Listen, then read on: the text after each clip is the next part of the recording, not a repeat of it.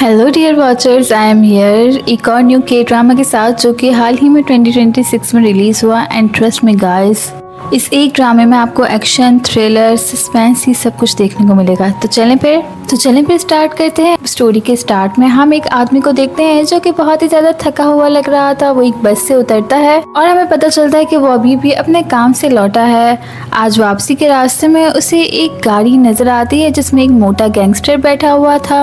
वो किम को तंग करने के लिए अपनी पी हुई सिगरेट की डाक उसकी तरफ फेंकता है, लेकिन किम बिल्कुल खामोश रहता है। वो चुपचाप अपनी शर्ट पर से धूल साफ करता है और आगे चलता रहता है जैसे अभी कुछ हुआ ही ना हो। अब जब मोटा आदमी देखता है कि सामने वाले का तो कोई रिएक्शन ही नहीं दिया तो उसका हौसला और भी ज्यादा बढ़ जाता है। वो अचानक अपनी कार तेज करता है और सीधा किम से टकरा जाता है और बल्कि उल्टा उस पर ही वो इल्जाम लगाने लगता है। किम को अच्छी तरह समझ आ रहा है कि वो किस सिचुएशन में है, इसीलिए बस वो यही करता है कि उससे माफी मांगता है और अपना सर उस मोटे गैंगस्टर के आगे झुका लेता है, ये उम्मीद करते हुए कि मामला यहीं पर ही खत्म हो जाएगा। उस मोटे आदमी का इरादा कुछ और ही था और बदकिस्मती से वो आदमी इतनी आसानी से जाने देने के मूड में नहीं था। वो दौड़कर किम का कॉलर पकड़ लेता है और उसे गालियां देता है और अचानक से एक जोरदार पंच उसके फेस पर मारता है जिससे वो एक सड़क पर जाकर गिरता है। अब ये सब शोर शराबा सुन के आसपास के पड़ोसी देखकर नाराज तो है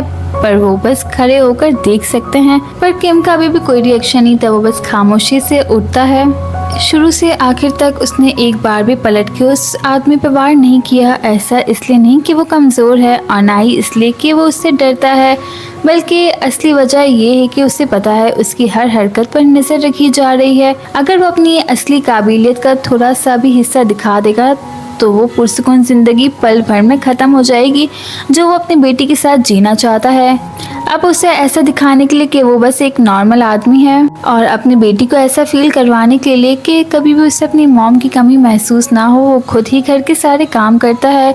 वो रोज़ सुबह जल्दी उठता है ताकि अपनी बेटी मिंजी के लिए गर्म खाना पका सके और उसके स्कूल जाने से पहले उसके कपड़े भी अच्छे से प्रेस करता है। लेकिन बाप की इतनी परवाह के बावजूद मिंजी का बिहेवियर उसके साथ बिल्कुल भी अच्छा नहीं था। जब भी उसके फादर किम उससे बात करना शुरू करते हैं या बात करने की कोशिश करते हैं या फिर उससे उसके बारे में कुछ पूछते हैं तो मिंजी जवाब देने के बजाय और भी ज़्यादा चिड़चिड़ी हो जाती है और कभी कभार बहुत ही ज़्यादा हिचकिचाते हुए उन्हें जवाब दे ही देती है।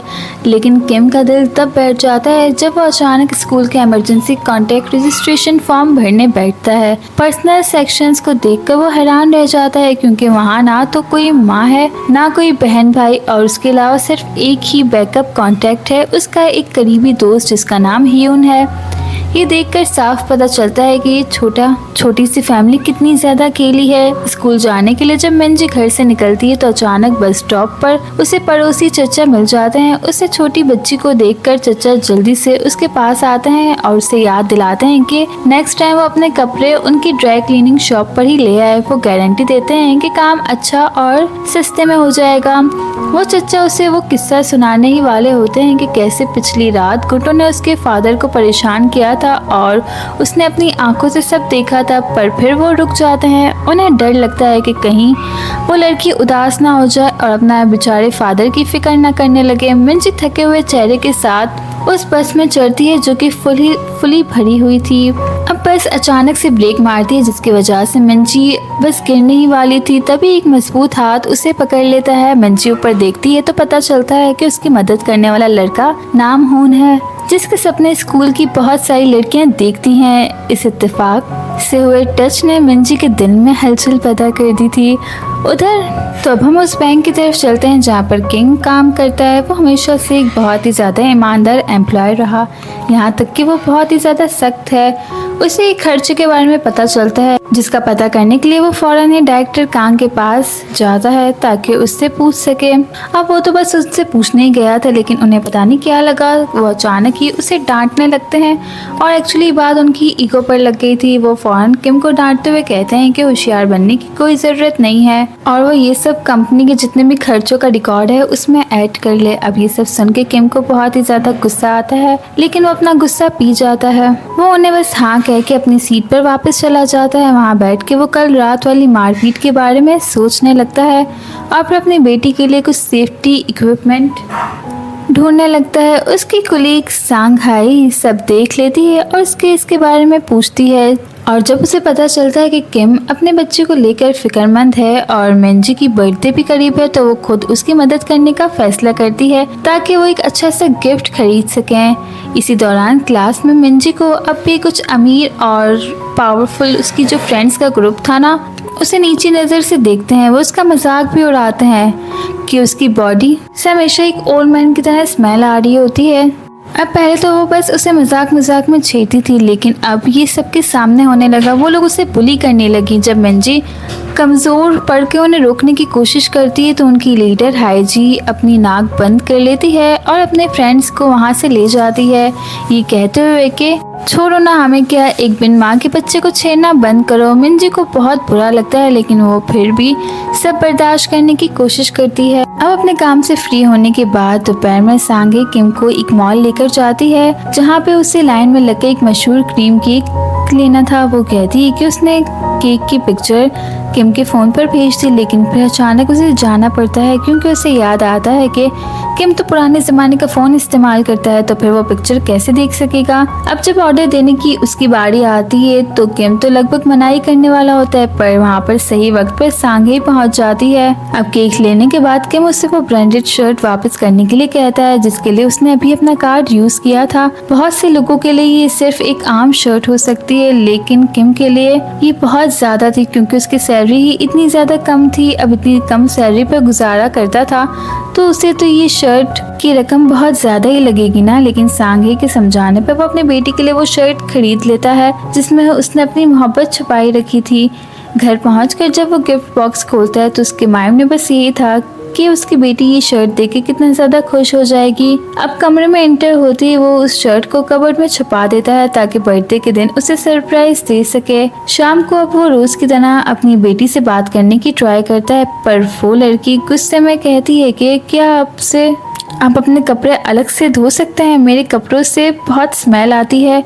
किम ये सुन के थोड़ा उदास हो जाता है, पर फिर स्माइल करते हुए वो मान जाता है और उसे बड़े प्यार से कहता है कि कल से वो अपने कपड़े खुद धो ले। वह अब अपने कमरे में वापस आकर मिंजी खामोशी से अपना फ़ोन ओपन करती है और बस बगैर कुछ सोचे समझे हाईजी की प्रोफाइल चेक करने लगती है। अब स्क्रीन पर महंगी तस्वीरें, पार्टीज, ब्रांडेड सामान और यहाँ तक कि नाम उनके साथ उसकी फ़ोटोज़ देख लेती है, पर अचानक से देखते देखते उससे उसका पर्सनल पेज पर क्लिक हो जाता है और गलती से एक पोस्ट पर लाइक कर देती है और वो उसे अनलाइक भी नहीं कर पा रही थी, जिसके फौरन बाद नाम उनका टेक्स्ट आता है, जिसे देखकर वो घबरा जाती है और बाहर भागती है। वहाँ अपने थके हारे फादर को देखकर, जो कि आराम से चेयर पर सो रहा था, उन्हें वहाँ से जगाती है और उनके बेडरूम में भेज देती है और फिर खुद चुपचाप सारे बर्तन साफ करती है। सच तो ये है कि वो अपने फादर से बहुत ही ज्यादा प्यार करती है, बस उसे जताना नहीं आता। नेक्स्ट मॉर्निंग जिम क्लास के वक्त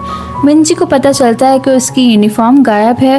वो हर जगह उसे ढूंढती है, पर उसे सिर्फ हाईजी के ग्रुप की तंज भरी नजरें ही मिलती हैं। जब वो अपनी बेस्ट फ्रेंड से पूछती है तो वो बताती है कि शर्ट तो टेबल पर थी, और तभी उसे एक लड़का कचरे के डिब्बे की तरफ इशारा करता है। मिंजी ये देखकर हक्का बक्का रह जाती है कि उसकी यूनिफॉर्म वहाँ कचरे के डिब्बे में है। तभी वहाँ पर नामहून आता है और अपनी जिम की जैकेट उतारता है और मिंजी की तरफ फेंकता है ताकि वो उसे पहन सके।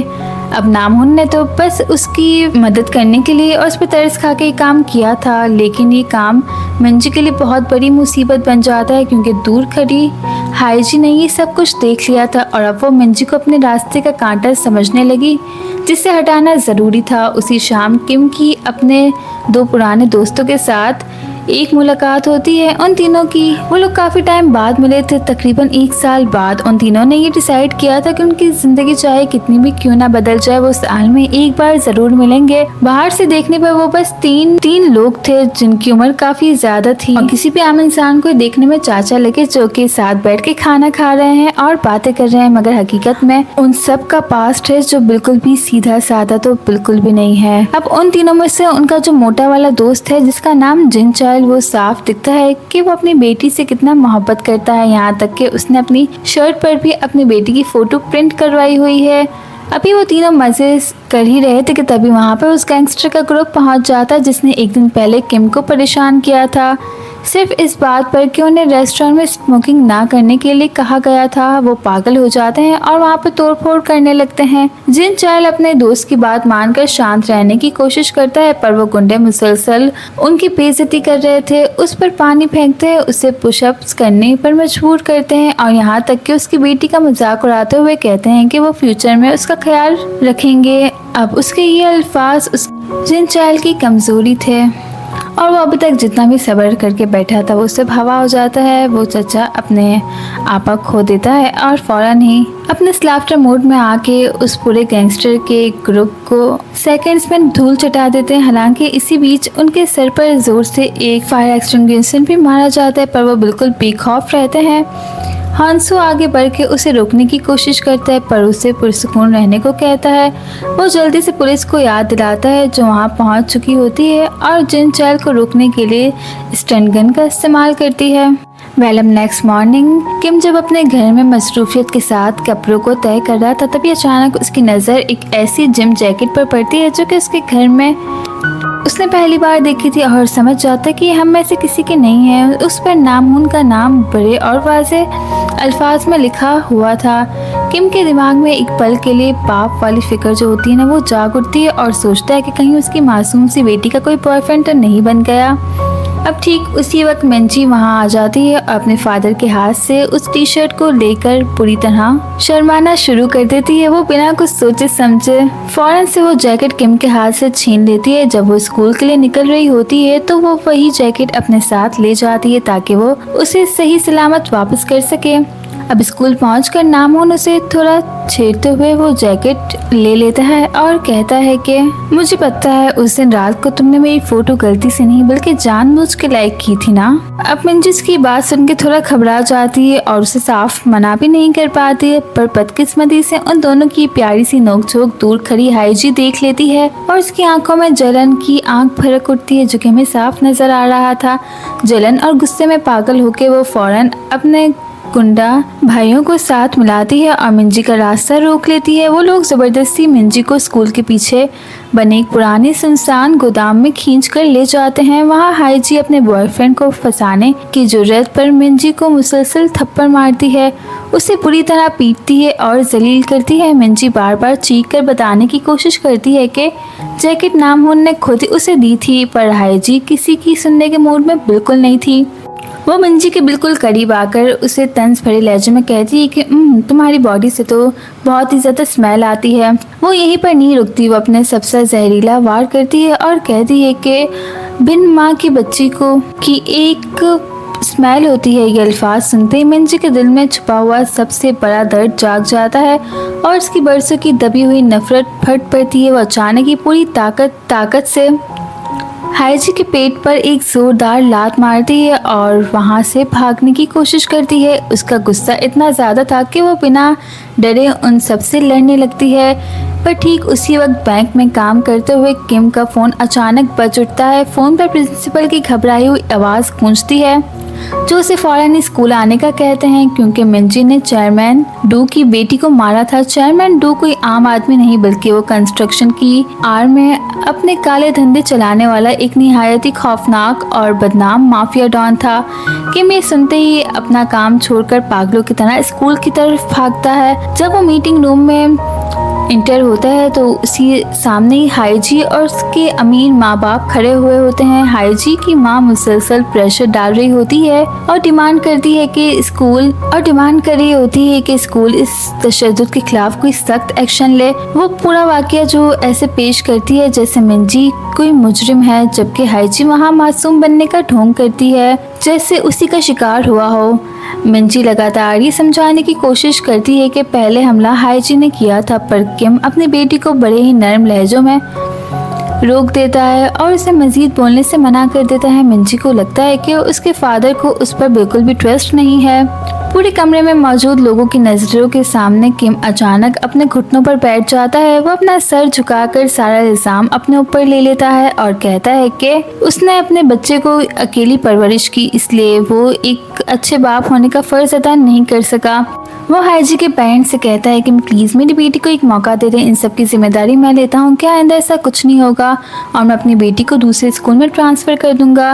लेकिन किम का ये घुटनों पर बैठना चेयरमैन डू के खौफ की वजह से नहीं बल्कि अपनी बेटी की हिफाजत की एक गहरी ख्वाहिश थी। वो जानता था कि अगर उसकी असली पहचान और उसका खौफनाक माजी दुनिया के सामने आ गया तो सबसे पहले मिंजी की जान खतरे में पड़ जाएगी। चेयरमैन डू एक हल्की सी हकारत भरी नज़रों से किम को देखता है और सोचता है कि बच्चों की लड़ाई तो एक मामूली बात है। किम के इस तरह माफ़ी मांगने की वजह से उसे जाने देता है, लेकिन जब उसे पता चलता है कि किम सिर्फ एक आम बैंक एम्प्लॉय है तो उसकी नज़रों में हकारत और भी वाज़ेह हो जाती है। जाते जाते वो प्रिंसिपल को सख्त अल्फाज में खबरदार करता है कि नेक्स्ट टाइम ऐसा नहीं होना चाहिए वरना ये स्कूल हमेशा के लिए गायब हो जाएगा।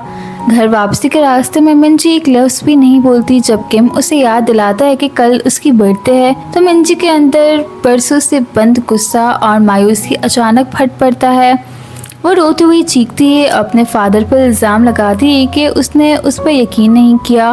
वो गुस्से में कहती है कि उसने उन जालिमों के सामने सिर्फ इसलिए घुटने टेके क्योंकि वो अमीर और ताकतवर है। वो रोते हुए कहती है कि इस पूरी दुनिया में उसके पास सिर्फ उसके फादर हैं, पर आज उसके फादर ने भी उसकी हिफाजत नहीं की। ये अल्फाज किम के दिल पर जाके खंजर की तरह लगते हैं। वो चाहता तो सब कुछ सच सच बता देता, पर वो खामोशी से सारा दर्द बर्दाश्त करता है। वो बस इतना कहता है कि घर जाकर आराम करो, सब ठीक हो जाएगा। लेकिन मिंजी गुस्से में सर हिलाती है और कहती है कि आज रात वो अपनी बेस्ट फ्रेंड हियून के घर रुकेगी। वो अपने फादर को धमकी देती है कि उसे ढूंढने के लिए फ़ोन मत करना वरना वो बहुत दूर जाएगी। अब अपनी बेटी के जाने के बाद किम चुपचाप अपनी मरी हुई पत्नी की कब्र पर जाता है। आज वही दिन है जब मिंजी पैदा हुई थी और वही दिन जब उसकी वाइफ हमेशा के लिए उन लोगों को दुनिया से छोड़कर चली गई थी। वो वहाँ बैठकर सिर्फ इस बात की उससे माफ़ी मांगता है कि वो अपनी बेटी की अच्छी तरह ख्याल नहीं रख सका। उस रात वो बेचैन रहता है ये सोच कर कि मिंजी अपनी फ्रेंड के घर सो रही है। वो कई बार फ़ोन उठाता है पर फिर डर के मारे फ़ोन रख देता है कि कहीं उसका बच्चा अभी तक नाराज़ ना हो। नेक्स्ट मॉर्निंग वो बर्थडे की टेबल सजाता है और इंतज़ार करता है कि मिंजी घर आएगी, पर वो घर नहीं आती। एक अजीब सा खौफ उसे घेर लेता है और वो फ़ौरन ही उनको कॉल करता है। जब उसे पता चलता है कि मिंजी वहाँ कभी गई ही नहीं तो किम का चेहरा डर के मारे पीला पड़ जाता है। वो पागल हो जाता है और पूरे स्कूल में अपनी बेटी को ढूंढता है, पर उसके इतने ढूंढने का भी कोई फ़ायदा नहीं होता। तभी नामोन उसके सामने आता है जिसका चेहरा जख्मी है। वो थरथराते हुए कबूल करता है कि कल रात मिंजी को स्कूल के पीछे बुलाने का मैसेज उसने नहीं भेजा था, बल्कि उसे कुछ लोगों ने ऐसा करने पर मजबूर किया था। ये सुनकर किम का दिल जैसे किसी गहरी खाई में गिर जाता है। किम बिना वक्त ज़ाया किए उस पुराने गोदाम की तरफ भागता है, पर वहाँ पहुँचते ही उसकी आंखों के सामने सिर्फ खून का एक तालाब होता है जो अभी तक पूरी तरह खुश्क भी नहीं हुआ था। वहाँ उसे हाईजी की हेयर टाई मिलती है, वही लड़की जो उसकी बेटी को परेशान करती थी। अपने पुराने और ट्रेंड दिमाग की वजह से वो फ़ौरन समझ जाता है कि यहाँ कुछ बहुत बुरा हुआ है। वो एक लफ्ज़ भी नहीं बोलता, बस खामोशी से वहाँ खड़ा इंतज़ार करने लगता है। ज़्यादा देर नहीं गुजरती कि हाईजी और एक गुंडा वहाँ वापस आते हैं। वो दोनों बारिश में सारे सबूत धुल जाने की खुशी में हंस रहे थे। किम को देखकर वो गुंडा बड़े गुरूर से उसके पास आता है। किम खामोशी से हेयर टाई देखता है और पूछता है कि क्या ये हाईजी की है। गुंडा गुस्से में आ जाता है और उसे गालियां देते हुए लड़ाई के लिए उकसाता है। वो तंज करता है कि अगर किम डरता है तो अपनी शर्ट उतार दे। उसी खींचतान में खुद ही गलती से किम की शर्ट फाड़ देता है, जिसके नीचे किम का पूरा बॉडी नजर आता है। तब जाकर किम का वो खौफनाक माजी सबके सामने आता है जो वो बरसों से सबसे छुपाए फिर रहा था।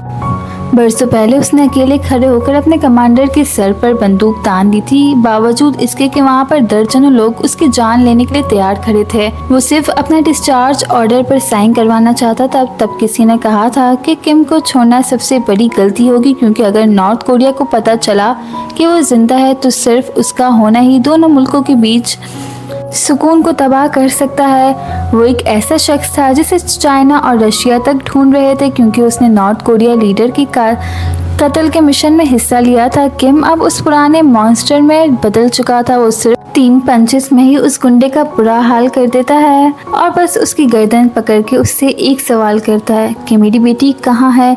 अब किम को समझने के लिए हम 2008 में जाते हैं, जहां साउथ कोरिया इंटेलिजेंस में वो काम करता था। उसे एक मिशन दिया गया था जहां उसने अकेले 2 गाड़ियों को रोककर सारे बॉडीगार्ड्स को ढेर कर दिया था। उसने अपने टारगेट को मारने के बजाय उसे अपडेट करना फैसला किया ताकि वो उसे साउथ कोरिया ले जा सके। इसी दौरान नॉर्थ कोरिया फौज ने रास्ता रोक लिया, पर किम ने अपनी जान की परवाह किए बिना कार दरिया में गिरा दी। वो उस दुश्मन ऑफिसर को जिंदा निकलने में कामयाब रहा। जब वो वापस आया तो उसे पता चला कि उसकी बीवी डिलीवरी के लिए हॉस्पिटल में है। वो जख्मों से चूर था, पर उसे सिर्फ अपनी बीवी का ख्याल था, लेकिन किस्मत को कुछ और ही मंजूर था। बच्चा तो बच गया, पर उसकी वाइफ यूजिन नहीं बच सकी। मरते वक्त उसने किम से सिर्फ ये मांगा था कि वो अपना माजी पीछे छोड़ दे और एक आम आदमी और एक आम बाप की तरह अपनी बेटी मिंजी की हिफाजत करे। इतनी बार मौत का सामना करने वाला लीजेंड अपनी बीवी की मौत पर टूट गया। उसके पास अब कोई मकसद था ही नहीं सिवाय अपनी बेटी की परवरिश के। इसीलिए वो अपने यूनिट के पास गया और अपने ऑफिसर पर बंदूक तान कर जबरदस्ती डिस्चार्ज ऑर्डर पर साइन करवाया। वो चीख कर कहता है कि वो अपनी जान भी बेच सकता है अपने मुल्क के लिए, लेकिन अभी वो सिर्फ अपनी बेटी के लिए जिएगा। किम ने अपने कमांडर से साफ कह दिया था कि उसने वो सब पूरा कर दिया जो करने को उसे कहा गया था, लेकिन उन लोगों ने बार बार अपने वादे तोड़े। वो धमकी देता है कि अगर उन्होंने बात नहीं मानी तो वो सब कुछ हमेशा के लिए मिटा देगा। वो यूनिट तो अब आज़ाद थी, मगर किम की एक नई जंग शुरू हो चुकी थी। वो आदमी जो कभी बिना काम पे बंदूक थामता था, अब उसे अपनी नन्ही सी बेटी के लिए मिल्क की बोतल पकड़नी पड़ रही थी। वो कैसे मंजर होगा ना जब एक खतरनाक एजेंट लाइन गॉड बदल रहा हो, रात भर जाकर अपने रोते हुए बच्चे को बहला रहा हो और अपनी बीवी की याद में तड़प रहा हो, मगर उसने ये सब सब्र से बर्दाश्त किया, सिर्फ अपनी मरने वाली बीवी की उस आखिरी ख्वाहिश के लिए। जब उसकी बेटी ने पहली बार उसे पापा कह के पुकारा ना, तो उसकी खुशी का कोई ठिकाना ही नहीं था। उसने हर साल अपनी बेटी का बर्थडे मनाया, उसे हर इम्तिहान या ग्रेजुएशन में हर बार हौसला दिया, मगर जैसे जैसे मिंजी बड़ी होती गई उसकी अपनी एक अलग सोच बनती गई। वो अपने फादर की सादगी को कमजोरी समझने लगी थी। उसे बुरा लगता था जब उसके फादर इतना काबिल होकर भी लोगों के सामने घुटने टेक देते थे। उसे नहीं पता था कि उसके फादर किम ये सब उसकी हिफाजत के लिए कर रहे हैं। उधर उस मनहूस रात को गुंडों के एक ग्रुप ने बेचारे नामहुन को ढूंढ निकाला। उन्होंने उसे पूरी तरह पीटा और उसका फोन छीन लिया। फिर नामहुन के फोन से उन्होंने मिंजी को एक मैसेज भेजा जिसमें उसे स्कूल के पीछे वाले हिस्से में बुलाया गया था। जब मिंजी वहां पहुंची तो हाईजी पहले से ही अपनी लड़कियों के ग्रुप के साथ वहां पर मौजूद थी और वहां वो गुंडे भी अपना गंदा खेल शुरू करने के लिए तैयार थे। स्टार्टिंग में तो मिंजी को लगा कि ये सिर्फ एक मजाक होगा, वो लोग मजाक उड़ाएंगे मेरा, मुझे मारेंगे और फिर बस कुछ नहीं, इसीलिए वो खामोश रही। मगर बात वहाँ नहीं रुकी। हाईजी उसे ज़बरदस्ती घुटनों पर बैठने के लिए कहती है। मिंजी ने साफ मना कर दिया था और गुस्से से कहा कि वो अपने फादर किम की तरह उनके सामने नहीं झुकेगी। ये सुनकर हाईजी का गुस्सा और भी बढ़ गया। उसने मिंजी के बालों को मुट्ठी में जकड़ा और मिंजी फौरन पलट कर लड़ने के लिए उठ खड़ी हुई। ये देखकर गुंडा बॉस मिनहू बीच में कूद पड़ा। उसने ये भी नहीं सोचा कि सामने एक लड़की है और वो बेरहमी से मिंजी पर मुक्कों और लातों की बारिश करने लगा। हाईजी जिसे लगा कि उसके बहुत तौहीन हुई है, उसने एक भारी ईंट उठाई और उसे पूरी ताकत से मिंजी के पीछे सर वाले हिस्से में, गर्दन के पीछे हिस्से में मार दी। वो नन्ही जान वहीं ठहर गई और हर तरफ खून ही खून फैल गया। ये देखकर हाईजी की दोस्त घबरा गई और एम्बुलेंस को फोन करने की कोशिश करने लगी, मगर मिनहू ने उन सबके फोन छीन लिए। उसने उन्हें धमकियां भी दी कि वो सभी इस जुर्म में बराबर के शरीक हैं और अब किसी के पास खोने के लिए कुछ नहीं बचा, इसीलिए बेहतर यही है कि सब अपना मुंह बंद रखें। हाईजी को अब एहसास हुआ कि उसने बहुत बड़ी मुसीबत खड़ी कर दी है। वो डर के मारे कांप रही थी। उसने रोते हुए मिनहू से मदद मांगी कि वो इस सब को संभाल ले। मिनहू ने उसे तसल्ली दी और फिर अपना एक पुराना जानने वाले को कॉल किया जो ऑर्गन्स की स्मगलिंग का धंधा करता था। जिस शख्स ने फोन उठाया वो मंचोल था। उस वक्त गोल्ड टूथ नाम के बदनाम गैंग के बॉस ने जब ये सुना कि ये सब चेयरमैन डू की बेटी की वजह से हुआ तो उसका दिमाग में लालच आ गया। चेयरमैन डू की कंस्ट्रक्शन कंपनी के साथ उनके पुराने कारोबारी ताल्लुकात थे, मगर उनके दिल में एक पुरानी रंजिश भी थी। मेनचोल ने फौरन मदद के लिए हाँ कर दी, मगर उसकी आंखों में एक गहरा हिसाब किताब चल रहा होता है। जब वो मौका वारदात पर पहुंचा और उसने उस जख्मी और बेहोश लड़की को देखा तो एक पल के लिए उसके दिल में भी रहम आया, मगर फिर उसने उसे गाड़ी की डिग्गी में डाल दिया। हाईजी को घर ले जाते हुए उसने बड़ी होशियारी से उनकी बातें रिकॉर्ड कर ली थी। उसने जानबूझ के ऐसे सवाल किए जिससे हाईजी की पहचान पक्की हो जाए और उसके मुंह से ये निकलवाया कि वो लाश ठिकाने लगाने का हुक्म उसी ने दिया था। वो अंदर ही अंदर हंस रहा था और साथ ही हाईजी को ऑर्गन्स निकालने की खौफनाक बातें भी सुनाकर डरा रहा था। वो कहता है कि वो ताज़ा चीज़ें पीने के लिए तरस रहा है, जिससे हाईजी का चेहरा खौफ के मारे पीला पड़ चुका था। वो उसे उसके घर के दरवाजे पर छोड़ते हुए कहता है कि ये रात सिर्फ उनके बीच ही रहना चाहिए ताकि उसके फादर किसी मुसीबत में ना फंसे। अब सीन प्रेजेंट में शिफ्ट होता है, जहाँ पर किम उस गुंडे मेनू से अपनी बेटी के बारे में पूछ रहा होता है तो वो डर के मारे गिड़गिड़ाने लगता है। वो सच्चाई बताते हुए कहता है कि वो सिर्फ गोल्ड टूथ गैंग के मेनचोल को जानता है जो मिंजी को लेकर गया था। उसके बाद उसे कुछ नहीं पता। किम बहुत ही ज़्यादा मायूसी और टूटे हुए दिल के साथ घर वापस आता है। उसे हर कोने में मिंजी की आवाज़ सुनाई देती है। उसे लगता है जैसे मिंजी उसे पुकारते हुए कमरे से बाहर आ रही है, मगर ये सब उसका वहम था। उसकी बेटी ही उसके जीने का वाहिद सहारा थी। वो उम्मीद नहीं छोड़ सकता था। वो खामोशी से वो खुफिया कैबिनेट खोलता है और सालों से छुपाया हुआ वो सूटकेस निकाल लेता है जिसमें उसकी मौत का सामान था। बैंक में उसकी साथी सांग्या परेशान हो रही थी क्योंकि किम काम पर नहीं आया। वो बार बार कॉल करती है, मगर किम ने अपना फ़ोन बंद किया हुआ था। वो अकेले ही मेनचोल के ठिकाना ढूंढने के लिए निकल पड़ता है। वहाँ अंदर एक और लाचार बाप गुंडों के सामने घुटने टेके अपनी बेटी की जान की भीख मांग रहा होता है, मगर उन गुंडों ने सूद का कर्जा ना चुकाने की वजह से उस लड़की के बॉडी के ऑर्गन्स निकालने का फैसला कर लिया था। पर ठीक उसी वक्त जब वो जल्लाद गुंडे उस लड़की को बेहोशी का इंजेक्शन लगाने वाले होते हैं और वो धीरे धीरे अपना होश खोने लगती है, तब किम खामोशी से हर एक गार्ड को मारते हुए अंदर दाखिल होता है। जब वो ये मंजर देखता है तो उसे लगता है कि जैसे ही मिंजी के साथ हो रहा हो। वो गुस्से से पागल हो जाता है और पल भर में ऑर्गन्स की स्मगलिंग करने वाले पूरे ग्रुप को ख़त्म कर देता है। लेकिन जब वो उस लड़की को बचाता है तो उसे पता चलता है कि ये उसकी बेटी नहीं है। अपने पुराने और बेमिसाल जंगजू तजुर्बों को इस्तेमाल करते हुए वो वहाँ रुकता है ताकि बाकी गुंडों को भी सबक सिखा सके। वो तेजी से मेनचोल के कमरे की तरफ बढ़ता है। मेनचोल डर के मारे खिड़की से कूदकर भागने की कोशिश करता है, मगर उसे नहीं पता था कि किम पहले ही वहाँ पहुँच चुका है। किम ने रास्ते में निहायत बारीक स्टील की तारों का एक जाल भी बना रखा है। मेनचोल तेजी से भागा और वो तार सीधा उसके गोश्त को चीरते हुए निकल गई।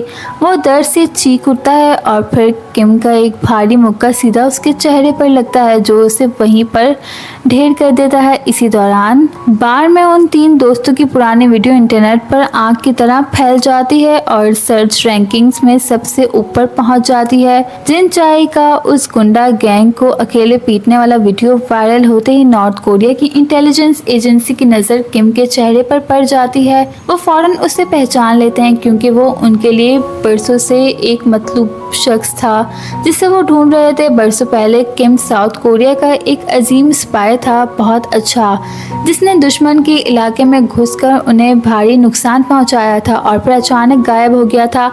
अब ये जान कर के वो अभी तक जिंदा है, नॉर्थ कोरिया उसे हर कीमत पर ख़त्म करने का फैसला करती है क्योंकि उसके पास उनकी कंट्री के बहुत सारे राज थे और उन्हें वैसे भी खून का बदला भी तो लेना था। North Korean director general deform एक किलर स्क्वाड भेजने की तजवीज़ पेश करते हैं, मगर काउंसिल उसे रोक देती है क्योंकि दोनों मुल्कों के बीच अमन की बातें होने वाली थी। मगर वो गुस्से में अपने रूम में वापस आता है और हुक्म देता है कि उनके सबसे बेहतरीन एलाइट एजेंट्स को भेजा जाए ताकि वो किम की जान ले सके। अफसोस की बात ये थी कि वो शख्स इतना काबिल था कि उसने पहले ही साउथ कोरिया की एक पूरी कमांडो टीम को अकेले ख़त्म कर दिया था। ये एजेंट वही था जिसका कोड नेम नंबर 66 डोंगवांग था। उसके बाद उसने अपने छोटे भाई को ये मिशन दिया था कि वो साउथ कोरिया जाए और एजेंट किम का शिकार करे। तो वहीं उधर साउथ कोरिया के स्पेशल टास्क ब्यूरो में भी एजेंट किम की खुफिया निगरानी की जा रही थी और उन्हें उसकी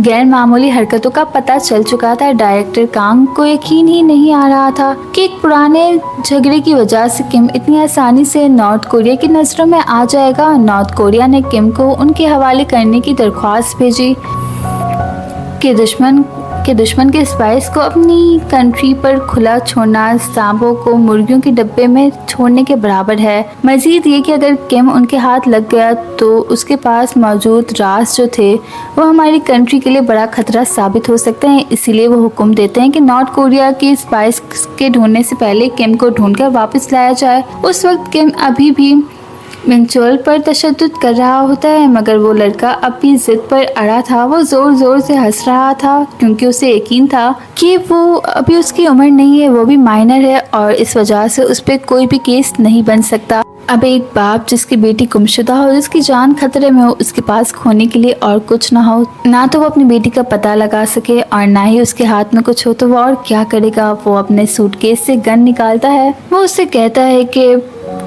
एक शोहर को खोने वाली औरत बेवा कहलाती है, माँ बाप को खोने वाले यतीम। मगर अगर किसी का बच्चा खो जाए या वो उसे खो दे तो इससे बड़ा भला कोई दर्द है। ये कह के वो बिना झिझक के मिंचोल की पाँव पर गोली मार देता है। मिंचोल दर्द से तड़प उठता है और अपनी जान की भीख मांगने लगता है। ठीक उसी वक्त मिंचोल का फोन पर उसके साथियों का मैसेज आता है जिसमें उन बच्चों के मुंह बंद रखने के लिए कहा गया था।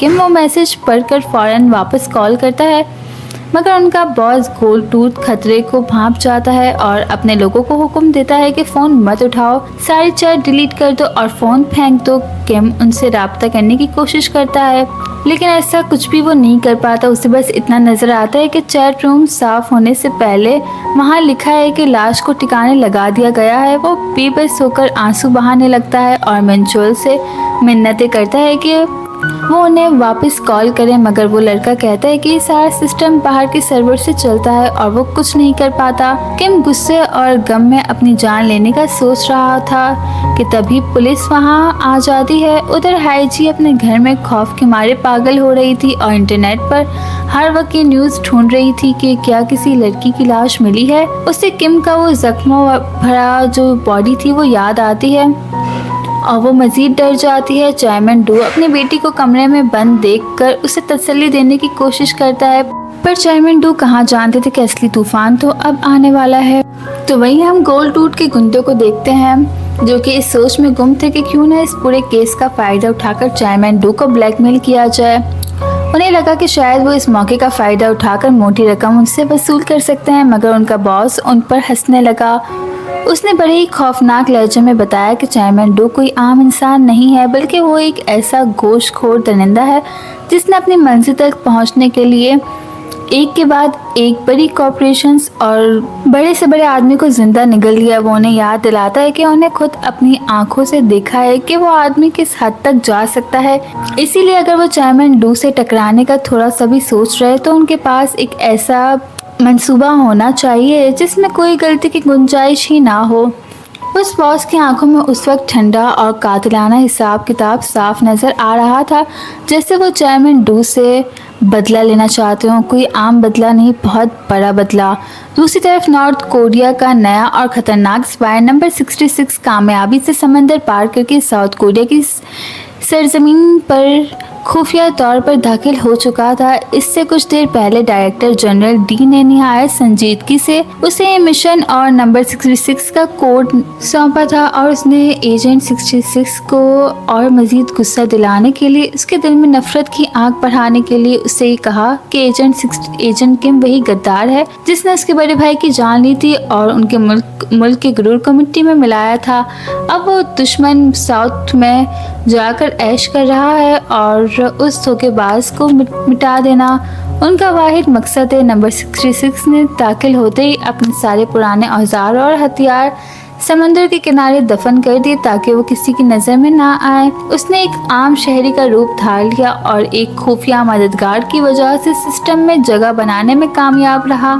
नेक्स्ट मॉर्निंग नंबर 66 बड़ी होशियारी से पुलिस हेडक्वार्टर में घुसने में कामयाब हो गया। कुछ ही मिनटों बाद नंबर 66 ने एक पुलिस ऑफिसर को काबू किया, उसके कपड़े पहने और एक फूड डिलीवरी वाले का नाटक किया। वो सीधा जिन चायल के पास पहुंचा ताकि वो उसे एजेंट किम का असली पता बताने पर मजबूर कर सके। जिन चायल ने पहली ही नज़र में पहचान लिया कि उसके सामने खड़ा शख्स कोई आम डिलीवरी मैन नहीं बल्कि नॉर्थ कोरिया का स्पाई है। उसने दुश्मन का ध्यान भटकाने के लिए पहले तो खुद को किम बताया, मगर जब उसने देखा कि हथियारबंद दुश्मन उसके आसपास मौजूद मासूम कैदियों की जान ले सकता है तो उसे मजबूर होकर किम का असली पता बताना पड़ा। जैसे ही नंबर 66 वहां से गया, जिन चायल ने तुरंत एक प्लान बनाया। उसने अपने साथ वाले कैदी को एक जोरदार मुक्का मारा और फिर ऐसा दिखावा करने लगा जैसे उस आदमी का दम घुट रहा हो और उसे फौरन मेडिकल हेल्प की जरूरत है। ये सब उसने इसलिए किया ताकि पुलिस दरवाजा खोले और वो वहां से निकलकर भाग सके, इस खबर को सही जगह पहुंचा सके। अब इसी दौरान गोल टूथ वाले गुंडे ने बड़ी चालाकी से उस ऑडियो रिकॉर्डिंग को एडिट कर दिया था। उसने खुद को एक बिल्कुल मासूम इंसान के तौर पर पेश किया जिसने हाईजी की मदद करने से साफ इनकार कर दिया हो और दिखाया कि उसके इस पूरे केस से कोई लेना देना ही नहीं है। वो शायद चेयरमैन डू के जाल से बचने के लिए शतरंज की एक और चाल चलने के लिए तैयारी कर रहा था। तो दूसरी तरफ पुलिस स्टेशन में किम से उन हथियारों और बारूद के बारे में लगातार सख्त पूछताछ की जा रही थी जो उसी के पास से मिले थे, पर उसने एक लफ्ज नहीं कहा और खामोश रहा। जब पुलिस ने उसके फिंगरप्रिंट सिस्टम में चेक किए तो उन्हें पता चला कि उसकी सारी मालूमात खुफिया लेवल पर बंद है। यहाँ तक कि उन बड़े ऑफिसर्स के पास भी इतना इख्तियार नहीं था कि वो उस प्रोफाइल तक पहुँच सकें, क्योंकि उसका ताल्लुक इंटेलिजेंस एजेंसी की टॉप सीक्रेट कैटेगरी से था। ठीक उसी वक्त सबूतों के स्टोरेज रूम में रखे हुए किम के फोन की घंटी बज उठती है। जैसे ही उसने सुना कि कोई कह रहा है कि ये उसकी बेटी का फोन है, किम की आंखें पल भर में बदल गईं। उसने बिना वक्त जाया किए अपनी हिफाजत पर मामूर सारे पुलिस वालों को गिरा दिया और सीधा एविडेंस रूम में पहुंच गया। वहां मौजूद आदमी को काबू करके उसने फोन उठाया, उसे खामोश रहने का इशारा किया और फिर निहायत कांपती हुई आवाज में पूछा, मिंजी क्या ये तुम हो? यहाँ से कहानी 5 महीने पीछे चली जाती है। क्लासरूम में मिंजी की सहेली हियून ने उससे मिन्नत की कि वो उसे अपना फोन उधार दे दे, क्योंकि टीचर ने उसका फोन छीन लिया था। मगर जैसे ही हियून ने मिंजी का फोन देखा वो दंग रह गई, क्योंकि वो फोन पुराने जमाने और बुरी तरह टूटा हुआ था। उस वक्त मिंजी ने देखा कि उसके आसपास हर कोई नए और महंगे मॉडल्स के फोन इस्तेमाल कर रहा था, जिसकी वजह से वो अंदर ही अंदर बहुत नाराज और शर्मिंदा हो गई। अब घर जाके उसने अपने घर का दरवाजा जोर से बंद किया और सीधा किचन में गई। किचन में जाने के बाद उसने बहुत अच्छा सा खाना बनाया। फिर जब उसके डैड आए तब उन दोनों ने साथ बैठकर खाना खाया। खाते हुए वो अपने डैड से अचानक पूछती है कि आपको कितने पैसों की जरूरत है, जिस पर उसके डैड समझ जाते हैं कि कोई ना कोई बात जरूर है। तो कहती है कि मुझे एक नया फोन चाहिए, आप बताएं आपको कितने पैसे चाहिए होंगे इसके लिए। तो उसके डैड उसे कोई जवाब नहीं देते, तो वो गुस्सा होकर अपने रूम में चली जाती है। अब जब नेक्स्ट डे वो स्कूल से वापस आती है और जैसे ही अपने रूम में जाती है तब उसकी स्टडी टेबल पे उसे एक फ़ोन पड़ा हुआ मिलता है और साथ हार्ट शेप का एक कीचेन भी था। वो ये देखकर बहुत ज़्यादा खुश हो जाती है और अपने डैड को थैंक्स कहती है। उसके डैड इतना कोई इमोशनल वो नहीं करते, बल्कि कहते हैं कि कोई बात नहीं, लेकिन वो उसके दरवाज़ा बंद करने का वेट कर रहे थे। वो जैसे ही दरवाज़ा बंद करती है वो बहुत ही ज़्यादा खुश हो जाते हैं अपनी बेटी को इतना खुश देखकर और कहते हैं कि मैं तुमसे इससे ज़्यादा देना चाहता हूँ और इससे ज़्यादा तुमसे प्यार करता हूँ। सीन प्रेजेंट में शिफ्ट होता है। किम फ़ोन पर हेलो हेलो कर रहा था, लेकिन सामने से कोई भी जवाब नहीं आता। वो ये सब देख के बहुत घबरा जाता है और बार बार कॉल कट करके उस नंबर पे कॉल लगाता है, पर कोई रिस्पांस नहीं होता। वो जल्दी से भाग के पुलिस स्टेशन से निकलता है और फौरन हांसू के मार्शल आर्ट्स स्कूल पहुंचता है। वहां मिलते ही किम अपने दोस्त को सब कुछ बता देता है कि कैसे उसकी बेटी गायब है और वो कितनी बड़ी मुसीबत में है। वो अभी मदद मांग ही रहा होता है कि अचानक डायरेक्टर कांग अपनी पूरी स्पेशल फोर्स टीम के साथ वहां पर आ जाते हैं। किम को फौरन छुपने पर मजबूर होना पड़ता है, क्योंकि वो जानता है कि ये लोग अभी उसके दोस्त नहीं रहे। किम को यह एहसास होता है कि ये लोग इतने गिरे हुए हैं कि शायद एक मासूम बच्चे को भी अपनी साजिश का हिस्सा बनाने से नहीं हिचकिचाएंगे। हांसू अपने दोस्त को बचाने के लिए मैदान में उतर जाता है। अपनी बेहतरीन ट्रेनिंग का इस्तेमाल करते हुए वो दुश्मन को मारता है और किम को वहां से निकलने का मौका देता है। फिर शुरू होती है एक भयंकर फायरिंग। दोनों तरफ से गोलियां चल रही थी। हांसू को अपने मार्शल आर्ट स्टूडियो के चप्पे चप्पे का पता था, इसलिए वो किम को लेकर ऐसी निकलता है जैसे मछली पानी में तैरती है। इंटेलिजेंस फोर्स को लोग बार बार उनका रास्ता रोक रहे होते हैं। गोलियां दीवारों और दरवाजों को चीर रही होती हैं, पर हर चीज को ये दोनों एक ढाल की तरह इस्तेमाल करते हैं। ये पीछा करने का सिलसिला डोजो के अंदर से शुरू होकर बाहर तक जाता है। आखिरकार हांसू निहायत पुरसुकून तरीके से पीछा करने वाली गाड़ियों के तैयारों को गोली मारकर उन्हें वहीं जैम कर देता है। ये दोनों धूल उड़ाते हुए वहां से निकल जाते हैं।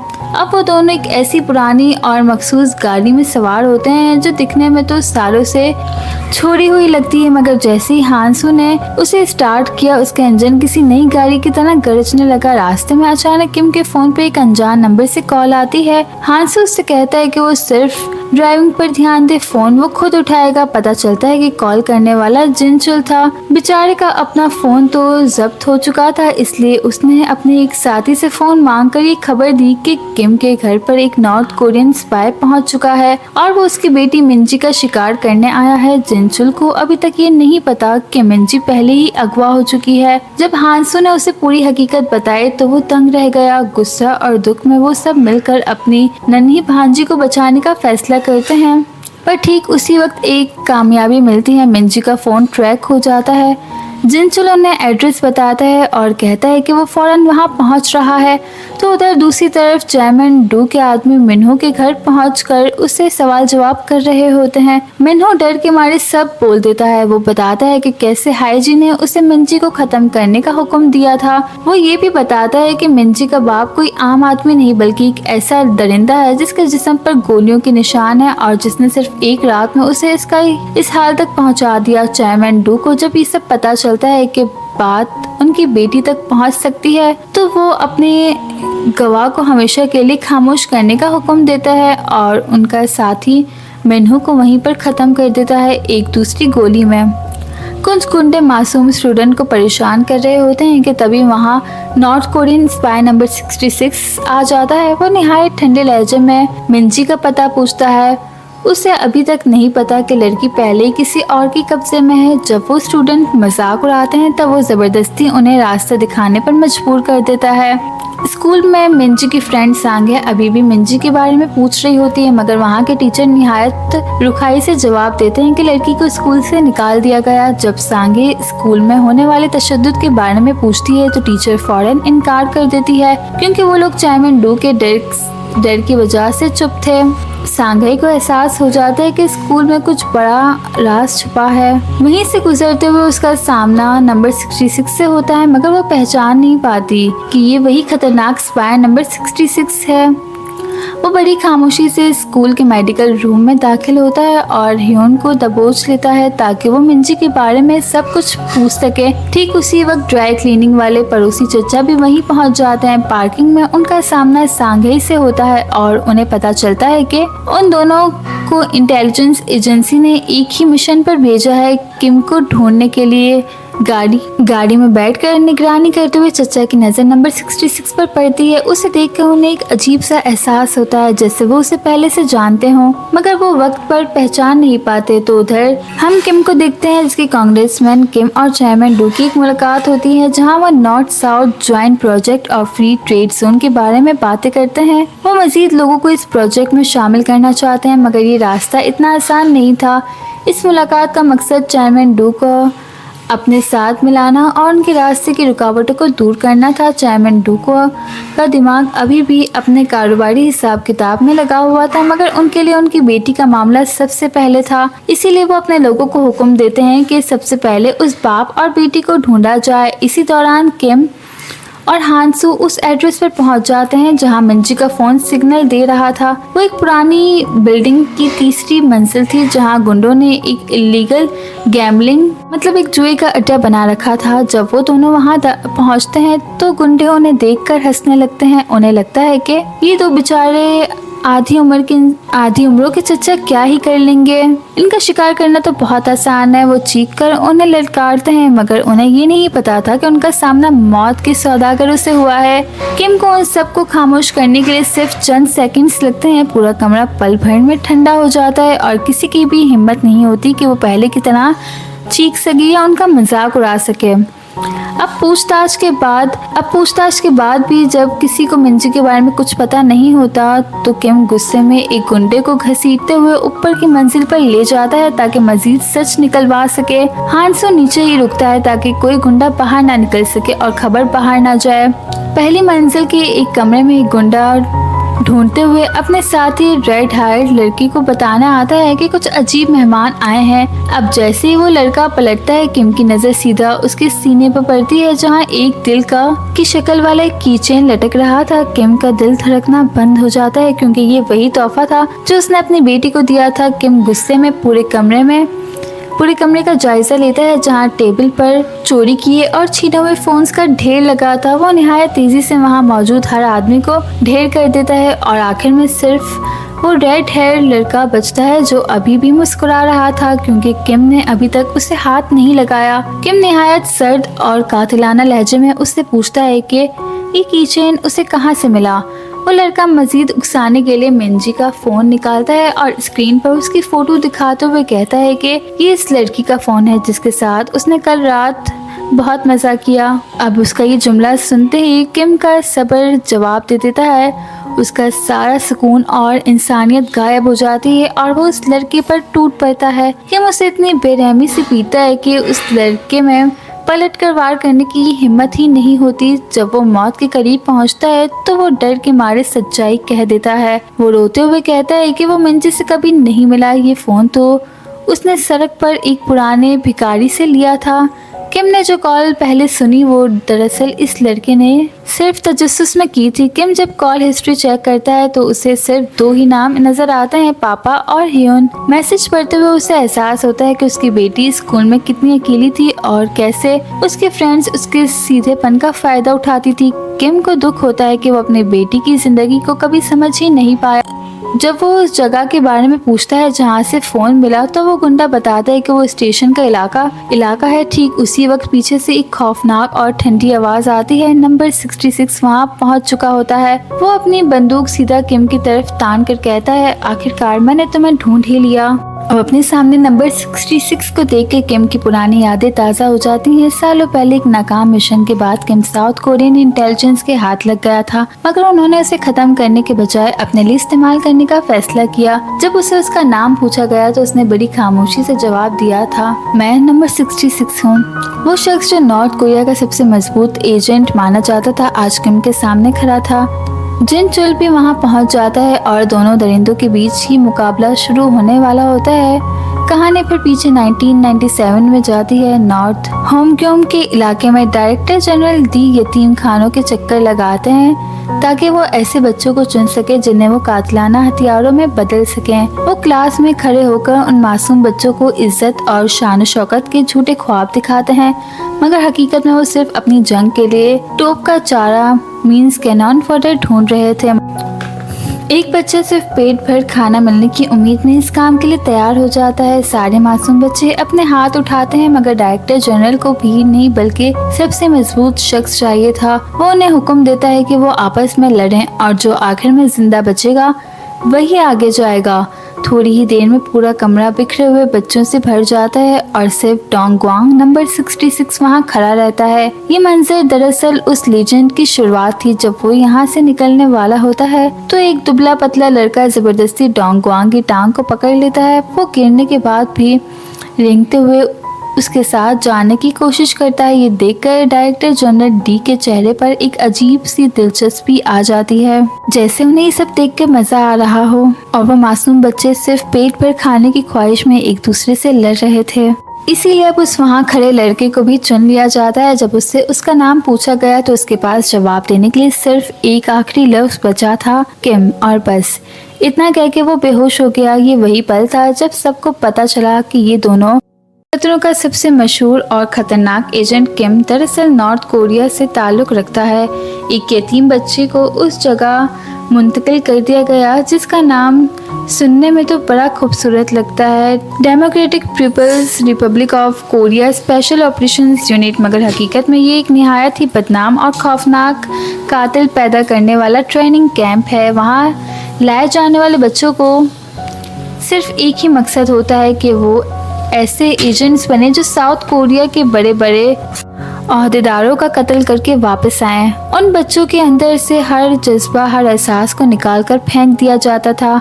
उन्हें सिर्फ इसलिए जिंदा रखने की इजाज़त थी कि वो लड़ सकें। एक बार एक बच्चा सिर्फ घबराहट की वजह से अपने पैरों के नीचे एक छोटा सा परिंदे को मरते देखकर डर गया, तो डायरेक्टर जनरल डी ने फौरन एक हथियार का इस्तेमाल करके उसे वहीं ख़त्म कर दिया। उस जहन्नुम में कमज़ोर का मतलब अपनी जान से हाथ धोना था। उस दिन के बाद से उन बच्चों की कोई नाम नहीं रहे, उन्हें सिर्फ उनके मखसूस नंबरों से बुलाया जाने लगा। हर रोज़ उन्हें ऐसी ट्रेनिंग से गुजरना पड़ता जो किसी आम इंसान के लिए मौत से भी बढ़कर है। बरसों की उस सख्त मेहनत और खूनी खेल के बाद नंबर 66, जिसका नाम डोंग क्वांग था, डायरेक्टर जनरल डी की नज़रों में सबसे बेहतरीन फौजी बनकर उभरा। उसके साथ ही नंबर 73 था, जो दरअसल किम था। किम के अंदर हमेशा से एक अजीब सी जलन और बेचैनी रहती थी, इसलिए वो खुद को पागलपन की हद तक ट्रेनिंग में झोंक देता। उस जगह हारने वालों के लिए कोई दूसरा मौका नहीं होता था। उनका अंजाम सिर्फ मौत था। जब आखिरी ट्रेनिंग सेशन आया तो दर्जनों बच्चों में से सिर्फ 2 ही जिंदा बचे थे, नंबर 66 और नंबर 73।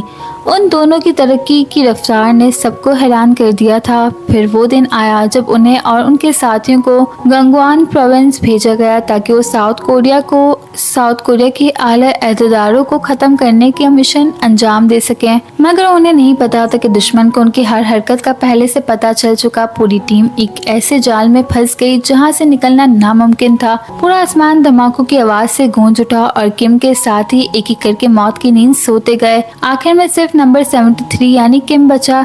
जब किम की आंख खुली तो उसे अचानक वो दिन याद आया जब डोंग क्वांग उन्हें छोड़कर जा रहा था। डोंग क्वांग का छोटा भाई उसके पीछे भागते हुए पूरी तरह रो रहा था। तब बड़े भाई ने मुस्कुराकर वादा किया कि वो उसे लेने जरूर वापस आएगा, मगर हकीकत बड़ी ही तल्ख और अफसोसनाक निकली। वापस आज के वक्त में किम की तरफ बंदूक तानने वाला ये शख्स कोई और नहीं बल्कि वही छोटा भाई है जो अब नया नंबर 66 बन चुका। उसने बरसों से सिर्फ डायरेक्टर जनरल डी की बातों पर यकीन किया कि किम ने अपने साथियों को धोखा दिया और उसके भाई को पीछे से मार दिया ताकि वो उसका कोड नाम चुरा सके। उस वक्त हालात निहायत ही नाजुक थे और मौत किम के सर पर खड़ी थी कि तभी साउथ कोरियन इंटेलिजेंस ब्यूरो के 2 एजेंट्स सांगे और ड्राई क्लीनिंग वाले चचा वहाँ अचानक नमूदार हो जाते हैं। मतलब वो अचानक वहाँ पर आ जाते हैं। वो मुसलसल किम को समझाने की कोशिश कर रहे थे कि वो हथियार डाल दे ताकि मजीद खून खराबा ना हो, मगर जैसे ही उन्हें पता चलता है कि किम की बेटी मिंजी को अगवा कर लिया गया, दोनों एक पल के लिए रुक गए। उन्होंने फैसला किया कि वो खामोशी से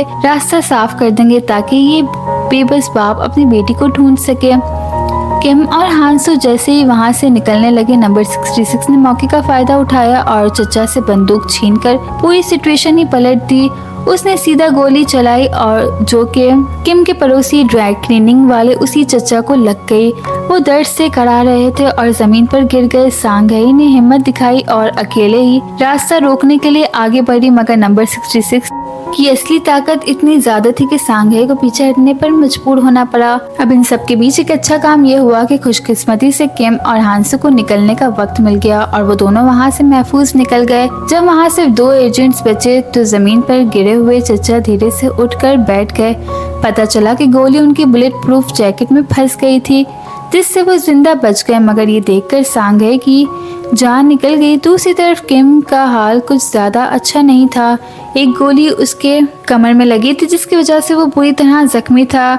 चलती गाड़ी में उसे अपने हाथ से अपना इलाज करना पड़ा और वहीं पर उसने कोशिश करके गाड़ी में मौजूद मेडिकल किट से मरहम पट्टी की। हांसो मुसलसल किम की हालत पर नजर रखे हुए था और फिक्रमंद भी। अचानक जिनचाल उनकी गाड़ी के रास्ते में आ गया और अपने दोनों हाथ फैलाकर उन्हें रोकने की कोशिश करने लगा। हांसो ने इतनी जोर से ब्रेक मारी कि टायर जलने की बू आने लगी। जब भी ये 3 दोस्त मिलते हैं तो कितनी ही सीरियस सिचुएशन क्यों ना हो, लेकिन एंड में वो सब मजाक मस्ती में बदल जाती है। दोबारा अपनी पूरी ताकत जमा करने के बाद तीनों दोस्त फौरन ट्रेन स्टेशन की तरफ निकल पड़े, ताकि वो इस बेघर आदमी को ढूंढ सके जिसने मिंजी का फ़ोन उठाया था।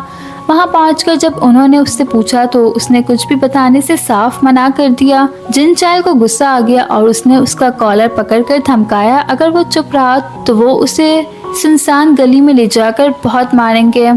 ये सुनते ही उस बेघर आदमी का चेहरा खौफ से पीला पड़ गया और उसने सब बता दिया। उसने बताया कि उसने ये फ़ोन किसी से छीना नहीं बल्कि एक रेहड़ी की टोकरी में से उठाया था। उसने अपनी आंखों से देखा था कि एक सफ़ेद रंग की कार वहां रुकी जिसमें से एक आदमी बाहर निकला जिसके बाल बड़े ही ढंग से एक बन में बंधे हुए थे। उसने बड़ी लापरवाही से वो फ़ोन कचरे में फेंका और चला गया। हांसू ने बिना वक्त जाया वहाँ के सिक्योरिटी कैमरास को हैक किया और कुछ ही देर में उस शख्स की पहचान कर ली। वो गोल्ड टूथ गैंग का एक खास बंदा था जिसका नाम सांगमिन था।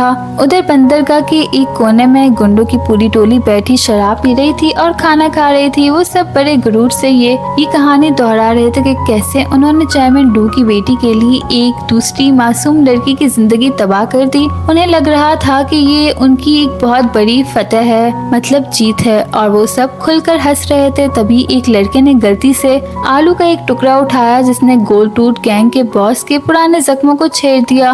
वो अचानक पागल हो गया और अपने साथी को बेरहमी से पीटने लगा। ये देखकर सब लोग दंग रह गए। उस आलू ने उसे 9 साल पुराना वो वक्त याद दिलाया जब वो एक मामूली स्टूडेंट था। उसके उस वक्त के बॉस ने उसे एक ऊंची मंजिल से नीचे फेंक दिया था ताकि वो उसे एक मकसद के लिए कुर्बान कर सके। उस हादसे की वजह से उसे महीनों हॉस्पिटल में रहना पड़ा। जिस दिन वो ठीक होकर वापस आया उसका पहला काम अपने पुराने बॉस को जहन्नुम में भेजना था ताकि वो खुद उसकी जगह संभाल ले। जिसके बाद चेयरमैन डू ने उससे पहली बार मिलने के लिए पहल की मगर उन्होंने उसकी इज्जत करने के बजाय उसके चेहरे पर उसका मजाक उड़ाया।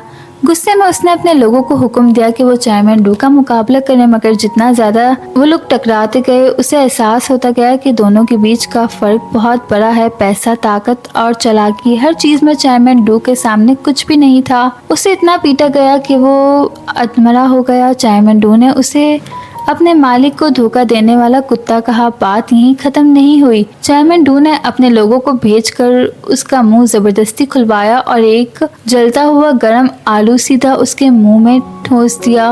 उस टॉर्चर की वजह से उसके सारे दांत तबाह हो गए और उसे सोने के नकली दांत लगवाने पड़े। इसी जिल्लत की वजह से उसका नाम गोल्ड टूथ पड़ गया। अब जब भी वो कोई आलू देखता है तो उसकी पूरी बॉडी खौफ और गुस्से से कांप जाती है।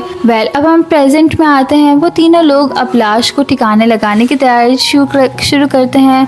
वो पूरा ग्रुप एक बोरी लेकर गोदाम की तरफ जा रहा होता है कि अचानक सिक्योरिटी गार्ड उन्हें देख लेता है। गोल्ड टूथ वाले बॉस ने बड़ी ढिठाई से जवाब दिया कि वो यहाँ एक लाश को ठिकाने लगाने आए हैं। गार्ड को लगा कि शायद ही कोई गुंडा मजाक कर रहा है, इसलिए वो हंसने लगा मगर अगला ही पल गोल्ड टूथ ने अपने साथी सांगमिन को इशारा किया कि इस गार्ड को भी ठिकाने लगा दो। एक तीर से दो शिकार करते हुए उन्होंने दोनों को कोल्ड स्टोरेज में मुंतकिल कर दिया। इसी दौरान बंदरगाह के रास्ते पर जब गाड़ी एक पुल पर चढ़ी तो जिनचाइल की नजर एक बहुत पुरानी और जानी पहचानी शख्सियत पर पड़ी।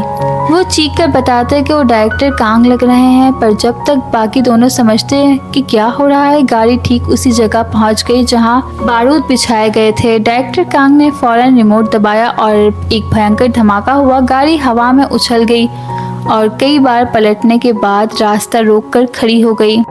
कुछ सेकंड्स बाद उस कचरा बन चुकी गाड़ी से रेंगते हुए हांसू बाहर निकला। उसने अपने कपड़ों से धूल साफ की और डायरेक्टर कांग का मजाक उड़ाते हुए कहा कि आज वो उनसे बहुत नाराज है। ये कहकर वो सीधा लड़ाई में कूद पड़ा।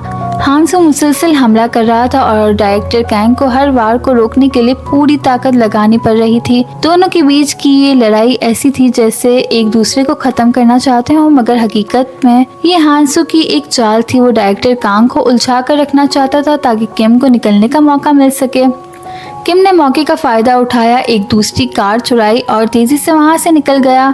जिन चाइल्ड जो थोड़ा पीछे रह गया था, उसने जब देखा कि इंटेलिजेंस एजेंसी की एजेंट्स की तादाद बढ़ती जा रही है तो उसने बड़ी समझदारी से अपने दोनों हाथ उठा लिए और सरेंडर कर दिया। उधर अंधेरे और ठंडे कोल्ड स्टोरेज में मिंजी अचानक बोरी के अंदर होश में आ गई। उसका पूरी बॉडी ठंडी पड़ चुकी थी और उसके सर बुरी तरह चकरा रहा था। वो नन्ही जान उस सुनसान और बड़े गोदाम के बीच बेबस होकर मदद के लिए चिल्लाने लगी, मगर वहाँ सिवाय खामोशी के और कोई नहीं था। गोल्ड टूथ गैंग के बॉस ने सांगमिन को हुक्म दिया कि वो वापस गोदाम जाए और लाश की फोटो लेकर आए ताकि वो इसे सबूत के तौर पर इस्तेमाल कर सके। सांगमिन को समझ नहीं आ रहा था कि बॉस क्या चाहते हैं, जिस पर गोल्ड टूथ ने गुस्से आसमान तक पहुंच गया। वो कहता है कि इन नालायक साथियों की वजह से सिर्फ मेरा ब्लड प्रेशर ही बढ़ता है, और आखिर में वो खुद गोदाम जाने लगा। उसने ये फैसला कर लिया था। रास्ते में वो सीधा चेयरमैन डू के असिस्टेंट को कॉल करता है और गोलमोल बातें करने के बजाय सीधा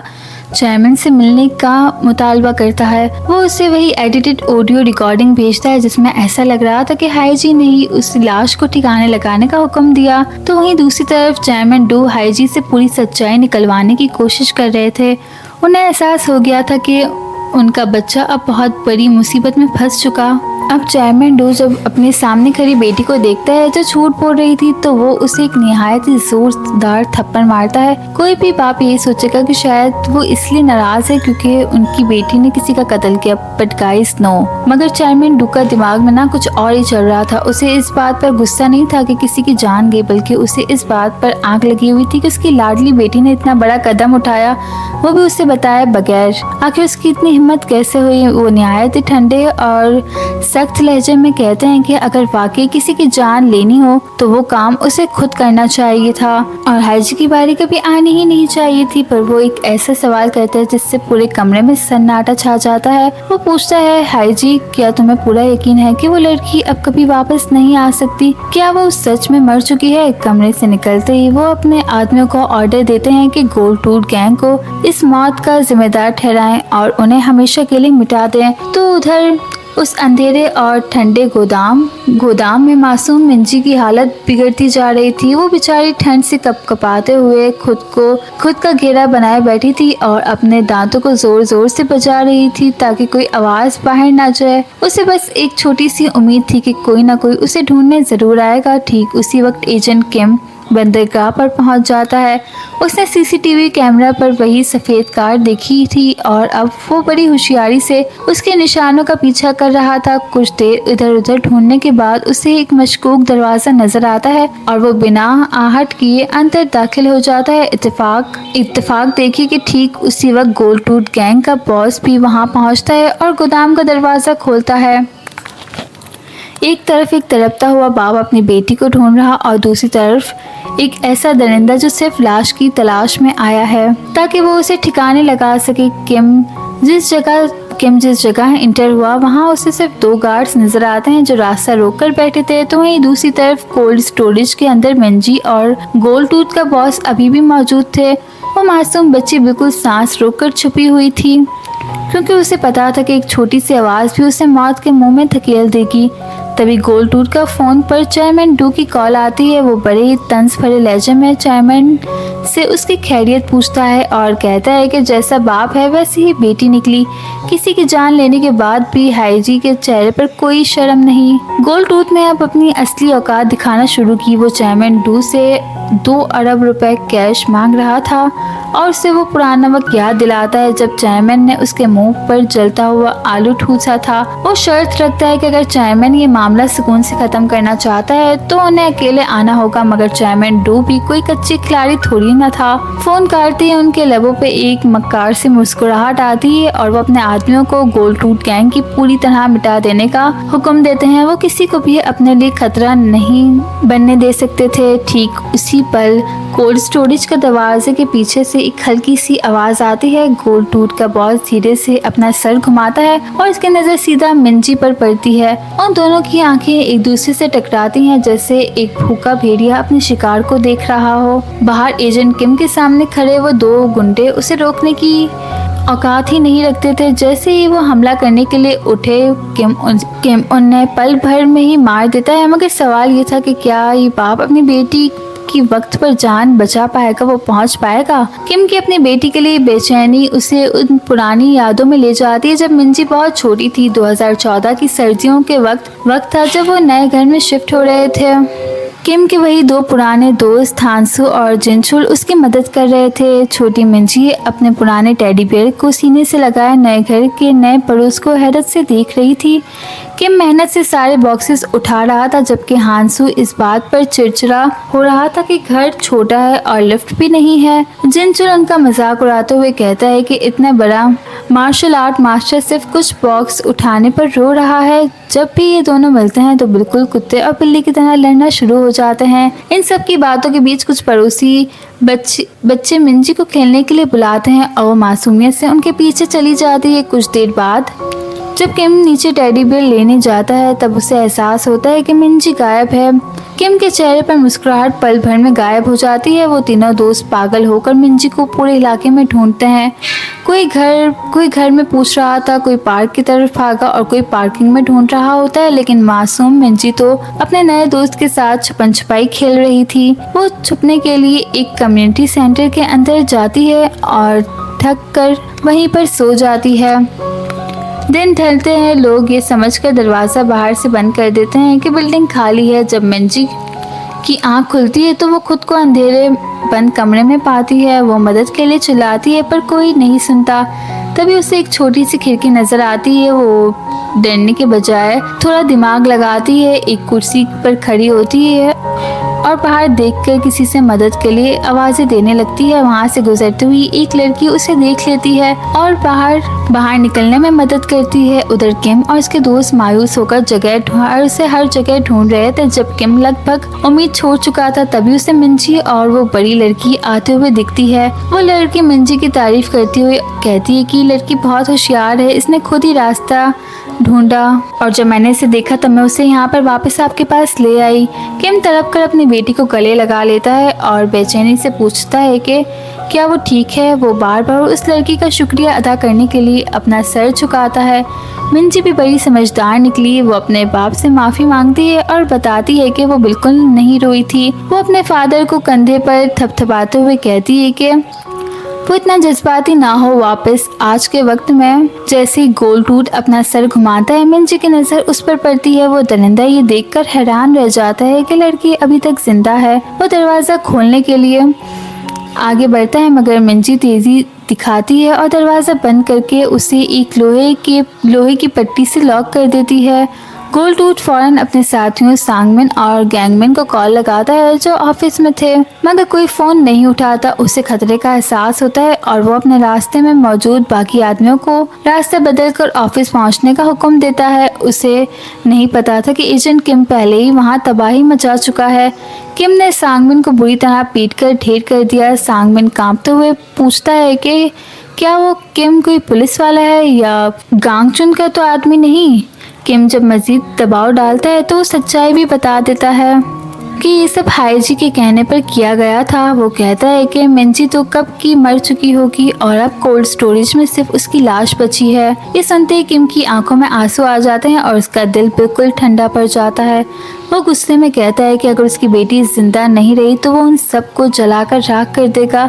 इससे पहले कि किम कुछ करता, सांगमिन बिजली की एक वायर लेकर उस पर हमला करता है, मगर किम बड़ी सफाई से बच जाता है और सांगमिन खुद को ही करंट लगाकर राख का ढेर बना देता है। किम अब उस दूसरा आदमी गांगमिन को ढूंढने में लग जाता है, मगर वो पहले ही बाहर निकलकर छुप चुका था। उधर इंटेलिजेंस एजेंसी के एजेंट जिनचुल अंकल को लेकर अपने बेस की तरफ जा रहे थे। जिनचुल उन्हें बातों में उलझाए हुए था। वो अपनी बंदूक की ताकत और निशानेबाजी के किस्से सुना रहा होता है जैसे उन्हें हिप्नोटाइज कर रहा हो। जैसे ही उसे मौका मिला उसने अपने हथकड़ियाँ खोलकर तीनों ही एजेंट्स को पल भर में काबू कर लिया और उनकी गाड़ी ही छीन ली। मगर वो दिल का बुरा नहीं था, इसलिए उसने उन तीनों को तमीज से बस स्टॉप पर टेप से बांधकर छोड़ दिया ताकि कोई उन्हें उठा ले। तो वहीं दूसरी तरफ जैसे गांगमिन गाड़ी लेकर भागने लगा, किम ने उसका पीछा किया। किम ने गाड़ी पूरी रफ्तार से उसकी कार में दे मारी। टक्कर इतनी जोरदार थी कि दुश्मन की गाड़ी सड़क पर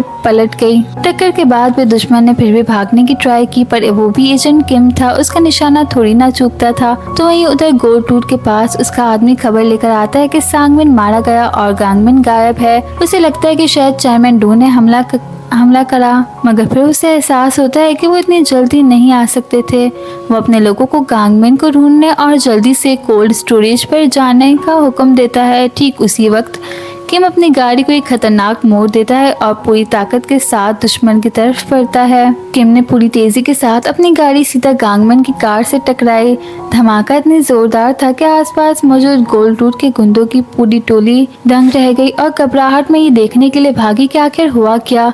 किम निहायत पुरसुकून तरीके से अपनी गाड़ी बाहर ले निकला। गांगमिन को उसकी गर्दन से पकड़कर घसीटते हुए बाहर ले आया। किम ने निहायत संजीदगी और ठंडे लहजे में उससे कहा, मुझे कोल्ड स्टोरेज ले चलो, जब मेरा काम पूरा हो जाएगा सिर्फ तभी मैं तुम्हें जाने दूंगा, वरना तुम्हारे सामने सीधा मौत के फरिश्ते होंगे।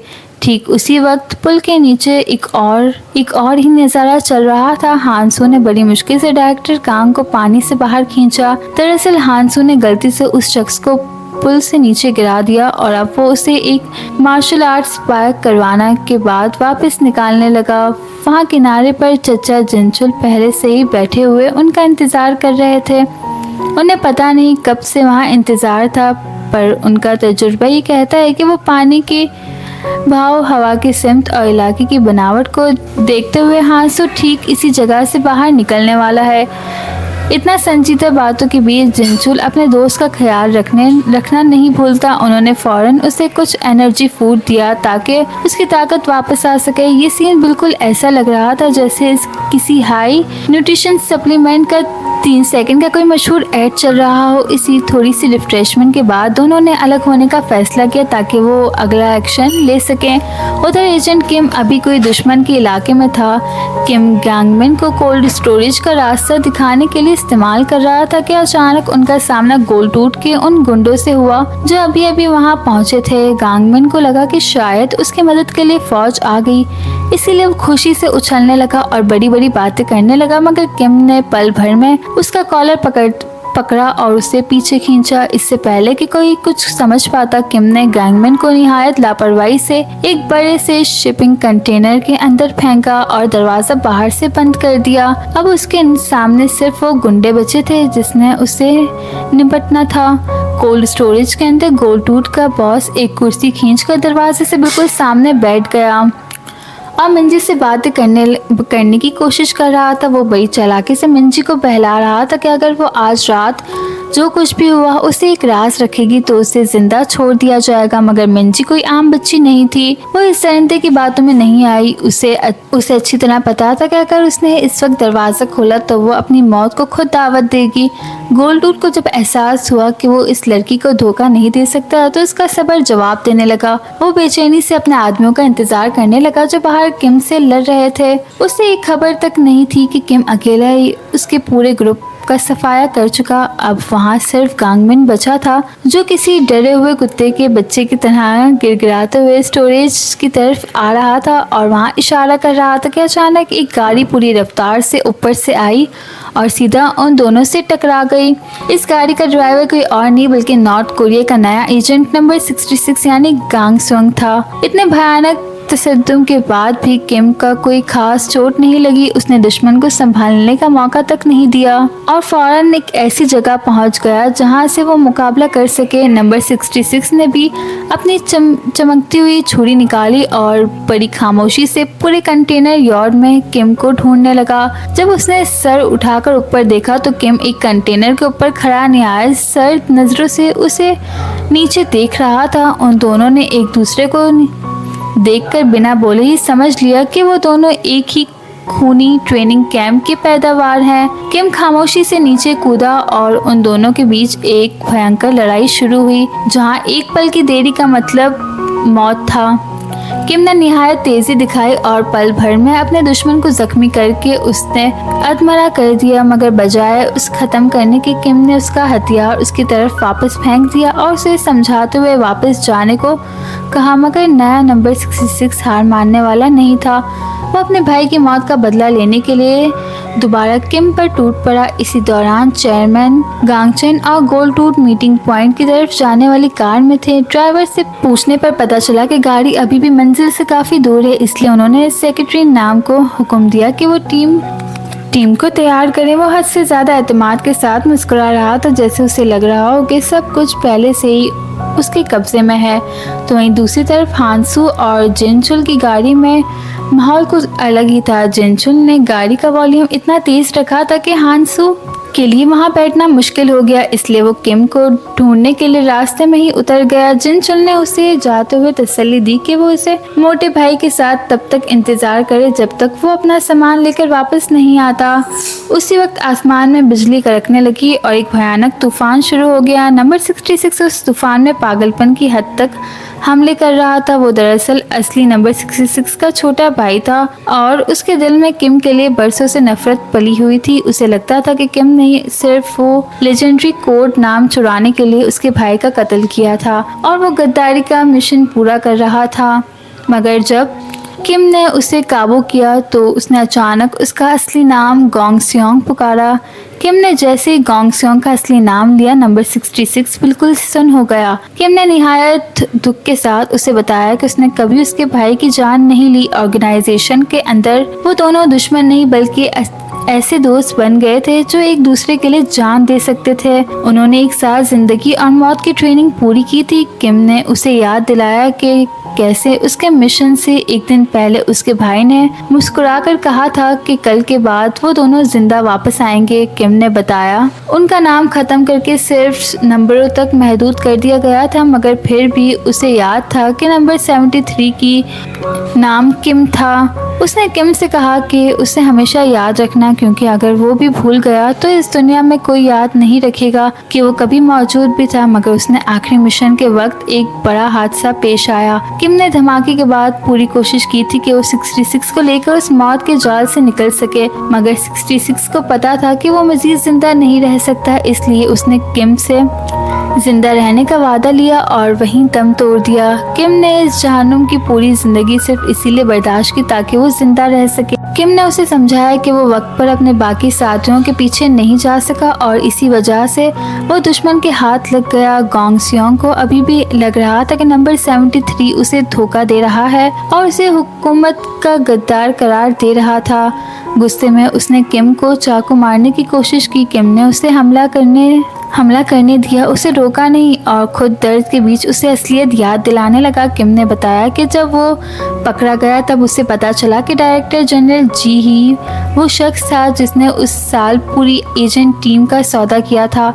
उसने अपनी ही नाकामी और उन एजेंट्स की मौत का एक सीढ़ी की तरह इस्तेमाल किया ताकि वो अपने पुरानी सीट से ऊपर उठकर आज की इस मजबूत पोजीशन पर पहुंच सके। ये सच सुन के गोंगस्योंग के हाथ से चाकू छूट गया। उसे यकीन ही नहीं आ रहा था कि जिस शख्स को वो अपना रहनुमा समझता है वो असल में कातिल है। किम ने वही अल्फाज दोहराए जो डोंग ग्वांग ने मरते वक्त कहे थे और फिर अपनी बेटी को ढूंढने के लिए कोल्ड स्टोरेज की तरफ बढ़ गया। अंदर कोल्ड स्टोरेज में मिंजी ठंड से पूरी तरह कांप रही थी। वो उन पलों को याद कर रही थी जब उसके बाप ने उसके लिए लोगों के सामने घुटने टेके थे और वो जहरीले अल्फाज जो उसने गलती से अपने बाप को कहे थे।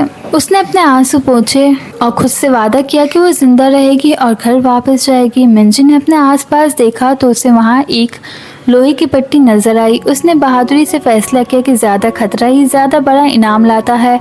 बाहर गोल्डटूथ ने देखा कि गांगमिन अधमरा होकर रेंगते हुए उसके पास आ रहा है ताकि उसे खबरदार कर सके कि लड़की का बाप आ चुका, मगर इससे पहले कि वो कुछ समझ पाता गांगमिन हमेशा के लिए खामोश हो गया। कोल्ड स्टोरेज का दरवाजा अचानक खुला। गोल्डटूथ को अपने आदमियों पर पूरा भरोसा था, पर वो ये देखकर दंग रह गया कि उसका पुराना साम्राज्य जो कि उसने बड़ी मेहनत से बनाया था वो सब मिट्टी में मिल चुका है।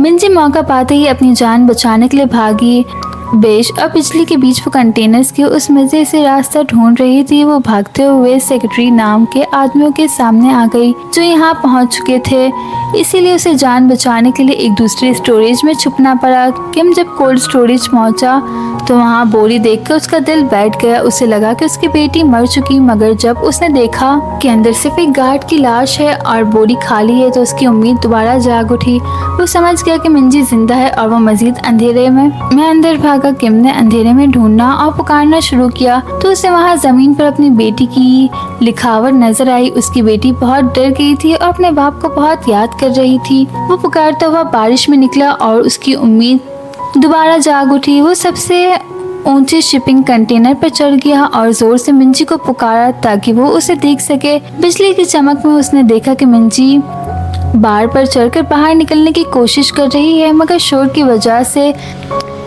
मिंजी अपने डैड किम की आवाज नहीं सुन सकी। किम ने तेजी से नीचे छलांग लगाई और उसका पीछा किया। उधर डायरेक्टर कांग जब होश में आए तो उन्हें टीम ने रिपोर्ट दी कि उन्होंने जिनचुल को भागने दिया है और इससे उनका बटवा और कार्ड भी गया, क्योंकि वो मुसलसल उनका कार्ड भी खरीदारी कर रहा है। गुस्से में उन्होंने अपना फोन तोड़ दिया और हुक्म दिया कि उन तीनों टारगेट्स को हर कीमत पर ख़त्म कर दिया जाए। तो वहीं दूसरी तरफ हांसू ने एक पूरी खातून से एक पुरानी और जंग वाली खाड़ी खरीद ली। वो लेडी इतनी ज़्यादा अच्छी थी कि उन्होंने गाड़ी के साथ साथ उसे एक गर्म कोट भी तोहफे में दिया। हांसू ने एक्सीलेटर पर पांव रखा, इंजन स्टार्ट किया और अपने साथियों की मदद के लिए निकल पड़ा। कोल्ड स्टोरेज में हालत मजीद खराब हो रही थी। गांगमिन अभी तक मरा नहीं था। वो अपने बॉस को जगाने के लिए स्टोरेज के रेंगते हुए गया, मगर ठीक उसी वक्त सेक्रेटरी नाम के आदमी दाखिल हुए और उन्होंने उसे बेरहमी से पीट कर खत्म कर दिया। जहाँ तक गोल्ड रूट गैंग के उस बॉस का ताल्लुक है जिसे चैलेंज देना पसंद था, सेक्रेटरी नाम ने उसके पूरे सोने के दांतों को तोड़कर रख दिया। उन्होंने ऐलान किया कि चेयरमैन का हुक्म है कि वो अपनी बेटी का सारा गुनाह अपने सर लेकर इस दुनिया से रुखसत हो जाए। मगर गोल्ड रूट ने टूटे हुए दांतों के साथ हंसते हुए जवाब दिया कि वो लड़की इतनी आसानी से मरने वाली नहीं है। वो लड़की मिंजी पहले ही वहाँ से भाग निकलने में कामयाब हो चुकी थी। ये देखकर नाम ने बिना वक्त जाया किए अपने आदमियों को उसका शिकार करने के लिए पीछे लगा दिया, जबकि एक आदमी को गोल्ड टीथ के मामले निपटने के लिए वहीं पर छोड़ दिया। लेकिन किसे पता था कि वो चालाक शख्स अपने दुश्मन को धूल चटाकर वहाँ से गायब हो जाएगा और कहीं छुप जाएगा। उस वक्त तक मिंजी भागते हुए हाईवे तक पहुँच चुकी थी। हालत बहुत ही खराब थी। सख्त बारिश हो रही थी और ऊपर से रात का वक्त, जिसकी वजह से रास्ते पर गाड़ियों ना होने के बराबर थी। इक्का दुक्का गाड़ियां वहां से गुजर रही थी। वो भी उस नन्ही जान को लिफ्ट देने के लिए रोकने के लिए तैयार नहीं थी। मगर ठीक उसी पल वो बच्ची जब बेबसी की इंतहा पर थी, एक गाड़ी वहां से गुजरी और अचानक उसने जोरदार ब्रेक लगाई। दूसरी तरफ किम पीछा करते हुए चौराहे तक पहुंच गया, मगर उसे अपनी बेटी का कहीं सुराग नहीं मिला। परेशानी में उसकी नजर वहां लगी सिक्योरिटी कैमरा पर पड़ी और उसे तुरंत सांघा की मदद के लिए कॉल किया।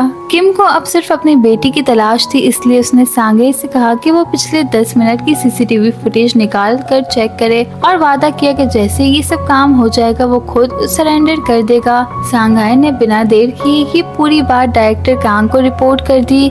सब इस बात पर राजी हो गए कि वो किम की बेटी को ढूंढने में उसकी मदद करेंगे, क्योंकि वो मासूम बच्ची बिल्कुल बेकसूर थी। मगर पर्दे के पीछे डायरेक्टर कांग ने गद्दारी की और अपने आदमियों को खुफिया हुक्म दिया कि मिंजी को हर हाल में अपने कब्जे में लें। वो जानते थे कि इस मॉन्स्टर यानी एजेंट किम की अगर कमजोरी है तो वो सिर्फ उसकी बेटी है और वो उसे हॉस्टेज के तौर पर इस्तेमाल करना चाहते हैं। जल्द ही उन्होंने फुटेज निकाली और उन्हें मिंजी के भागने का रास्ता और वो आखिरी गाड़ी भी नजर आ गई जो उसे लेने के लिए रुकी थी। उधर मिंजी को लगा कि शायद उसकी जान बच गई। वो मुसलसल झुककर उस ड्राइवर का शुक्रिया अदा कर रही थी। उसे इस बात का जरा भी अंदाजा नहीं था कि चेयरमैन गांगचैन की गाड़ी है जो सीधा गोल्ड टीथ से मिलने के लिए जा रहे थे। ठीक उस वक्त चेयरमैन ने अपनी टीम को वापस विला की तरफ जाने के लिए कहा। जब उन्होंने देखा कि मिंजी थकन की वजह से फ्रंट सीट पर ही सो गए तो उनके चेहरे पर एक अजीब सी मुस्कुराहट आई और वो जोर से कह मार के हंसने लगे। उन्हें लगा कि उनकी किस्मत अच्छी है, जैसे आसमान से कोई तूफान मिल गया हो। उन्होंने इस छोटी बच्ची को एक बेहतरीन और यूजफुल मटेरियल समझा जो उनके बड़े काम आ सकती थी। किम और उसकी बेटी के लिए ये वाकई एक दुख भरी घड़ी थी, क्योंकि एक बार फिर से वो मिलते मिलते रह गए। लेकिन गांग चैन आखिर इस नन्ही मंजी के साथ क्या करने का सोच रहा था, इसका जवाब ढूंढने के लिए हमें थोड़ा माजी मतलब पास्ट में जाना होगा। उस साल 2006 में जब किम को साउथ कोरिया एजेंट बनने के बाद अपना पहला रस्मी मिशन मिला था। किम को उस वक्त एक निहायत ही खुफिया जिम्मेदारी दी गई थी। उसे जीजू आइलैंड के एक होटल में अमेरिकन सदर की बेटी की हिफाजत करनी थी, क्योंकि एक इंतहा पसंद इस्लामिक दहशतगर्द तंजीम ने उसे कत्ल करने का मंसूबा बनाया हुआ था। किम के बॉस ने उसे हिदायत दी थी कि उसे टारगेट के कमरे में ठीक नीचे वाले फ्लोर पर एक रूम रेंट पर लेना है, ताकि वो हर हरकत पर नजर रख सके। मगर जब किम होटल पहुंचा तो रिसेप्शन पर उसे बताया गया कि वहां कोई कमरा खाली नहीं बचा।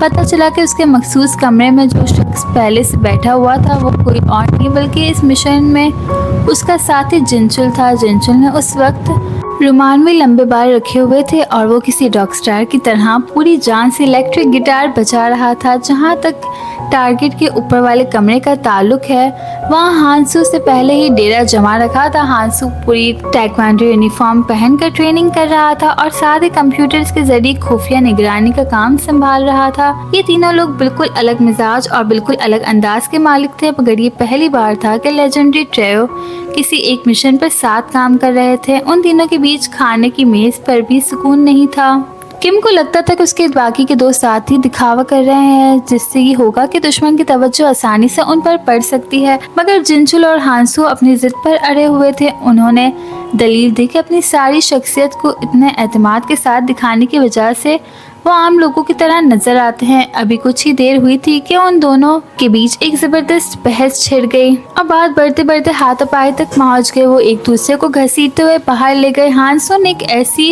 एक्स किक मारी कि खाने की मेज के दो टुकड़े हो गए, जिस पर जिनचुल ने कैप्टन अमेरिका की ढाल की तरह एक स्टेनलेस स्टील की ट्रे उठाई ताकि वो अपना बचाव कर सके।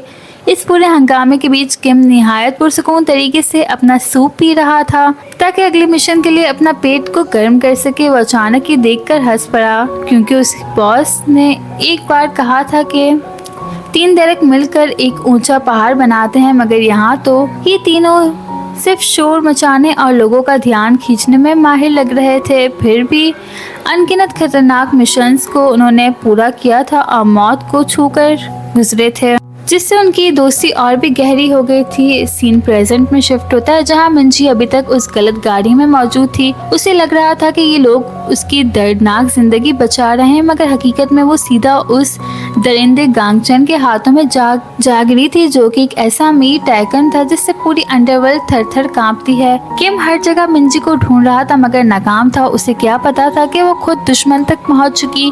तो वहीं डायरेक्टर कैंग ने एजेंट किम की मदद की दरख्वास्त वाले मैसेज को पूरी तरह नजरअंदाज कर दिया। जैसे ही उन्हें मिंजी को ले जाने वाली कार की लोकेशन मिली, उन्होंने फौरन अपनी टीम को चेयरमैन के घर की तरफ जाने का हुक्म दिया। मगर खुशकिस्मती से सांगे ने अपने बॉस के हुक्म की खिलाफ वर्जी की, मतलब उनका हुक्म नहीं माना और बहुत खुफिया तौर पे किम को एक मैसेज भेजा जिसमें मिंजी का सही ठिकाना बताया गया था। किम को फौरन याद आया कि उस गाड़ी का मालिक डोहा कंस्ट्रक्शन का चेयरमैन गांगचैन है। उसे सांगमैन की वो बात याद आई कि चेयरमैन ने ही उसे भेजा था और उस लड़के ने कबूल किया था कि मिंजी की लाश को ठिकाने लगाने का ऑर्डर चेयरमैन की बेटी हाईजी ने दिया है। उसी वक्त हांसू एक मोटरसाइकिल पर सवार होकर किम को लेने पहुंच गया। अब जब हांसू ने सुना कि उसकी भांजी जिंदा है तो उसने सुकून का सांस लिया और खुदा का शुक्र अदा किया। वो दोनों तेजी से उस गाड़ी के पीछा करने लगे, मगर वो पुरानी खटारा मोटरसाइकिल इतनी ज्यादा सुस्त थी कि किम बार बार हांसू को तेज चलाने के लिए कहता रहा।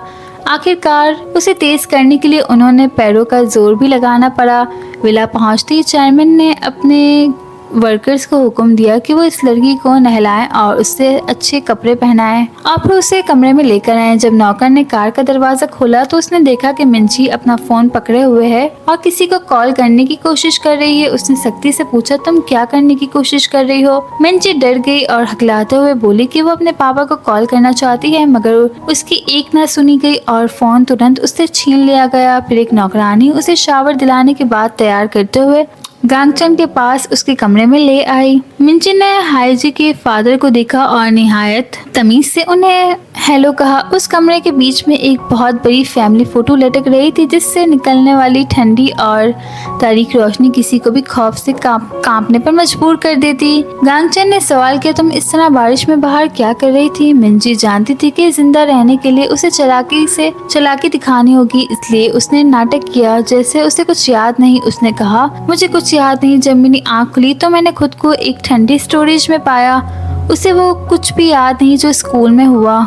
जैसे ही उसने एक नीले रंग का लिक्विड वाला सिगरेट उठाया, अचानक दरवाजे की घंटी बजने लगी। स्पेशल मिशन डिपार्टमेंट वहां पहुंच चुका था। जब घर के मालिक ने कोई जवाब नहीं दिया तो वो लोग जबरदस्ती दरवाजा तोड़कर अंदर दाखिल हो गए। पूरे विला में अफरा तफरी मच गई और चेयरमैन के बॉडीगार्ड्स भी डायरेक्टर कैंग की टीम को रोकने के में नाकाम थे। अंदर चेयरमैन ने निहायत सुकून से मिंजी को बेसमेंट में छुपाने का इशारा किया। फिर उसने अपना फोन निकाला और नेशनल सिक्योरिटी के वाइस मिनिस्टर डोहान को कॉल करके शिकायत की और फिर डायरेक्टर कैंग का इंतजार करने लगा। डायरेक्टर कैंग जब उनसे मिलने पहुंचा तो उन्होंने सीधा बात की और मुतालबा किया कि मासूम मिंजी को उनके हवाले कर दिया जाए। गांगचैन ने बड़े गुरूर से कैंग के मुंह से सिगरेट छीनकर फेंक दी और जोर से चिल्लाते हुए बात करने लगा। फिर वो गुस्से से चिल्लाकर उनसे कहने लगा कि आखिर कैसी एजेंसी है जो किसी के भी घर में उसे बगैर परमिशन के घुस जाती है। फिर क्या होना था, ठीक उसी लम्हे विला के बाहर जितने भी एजेंसी ऑफिसर्स खड़े थे ना और चेयरमैन की जितनी भी हिफाजती टीम थी, उन सब के बीच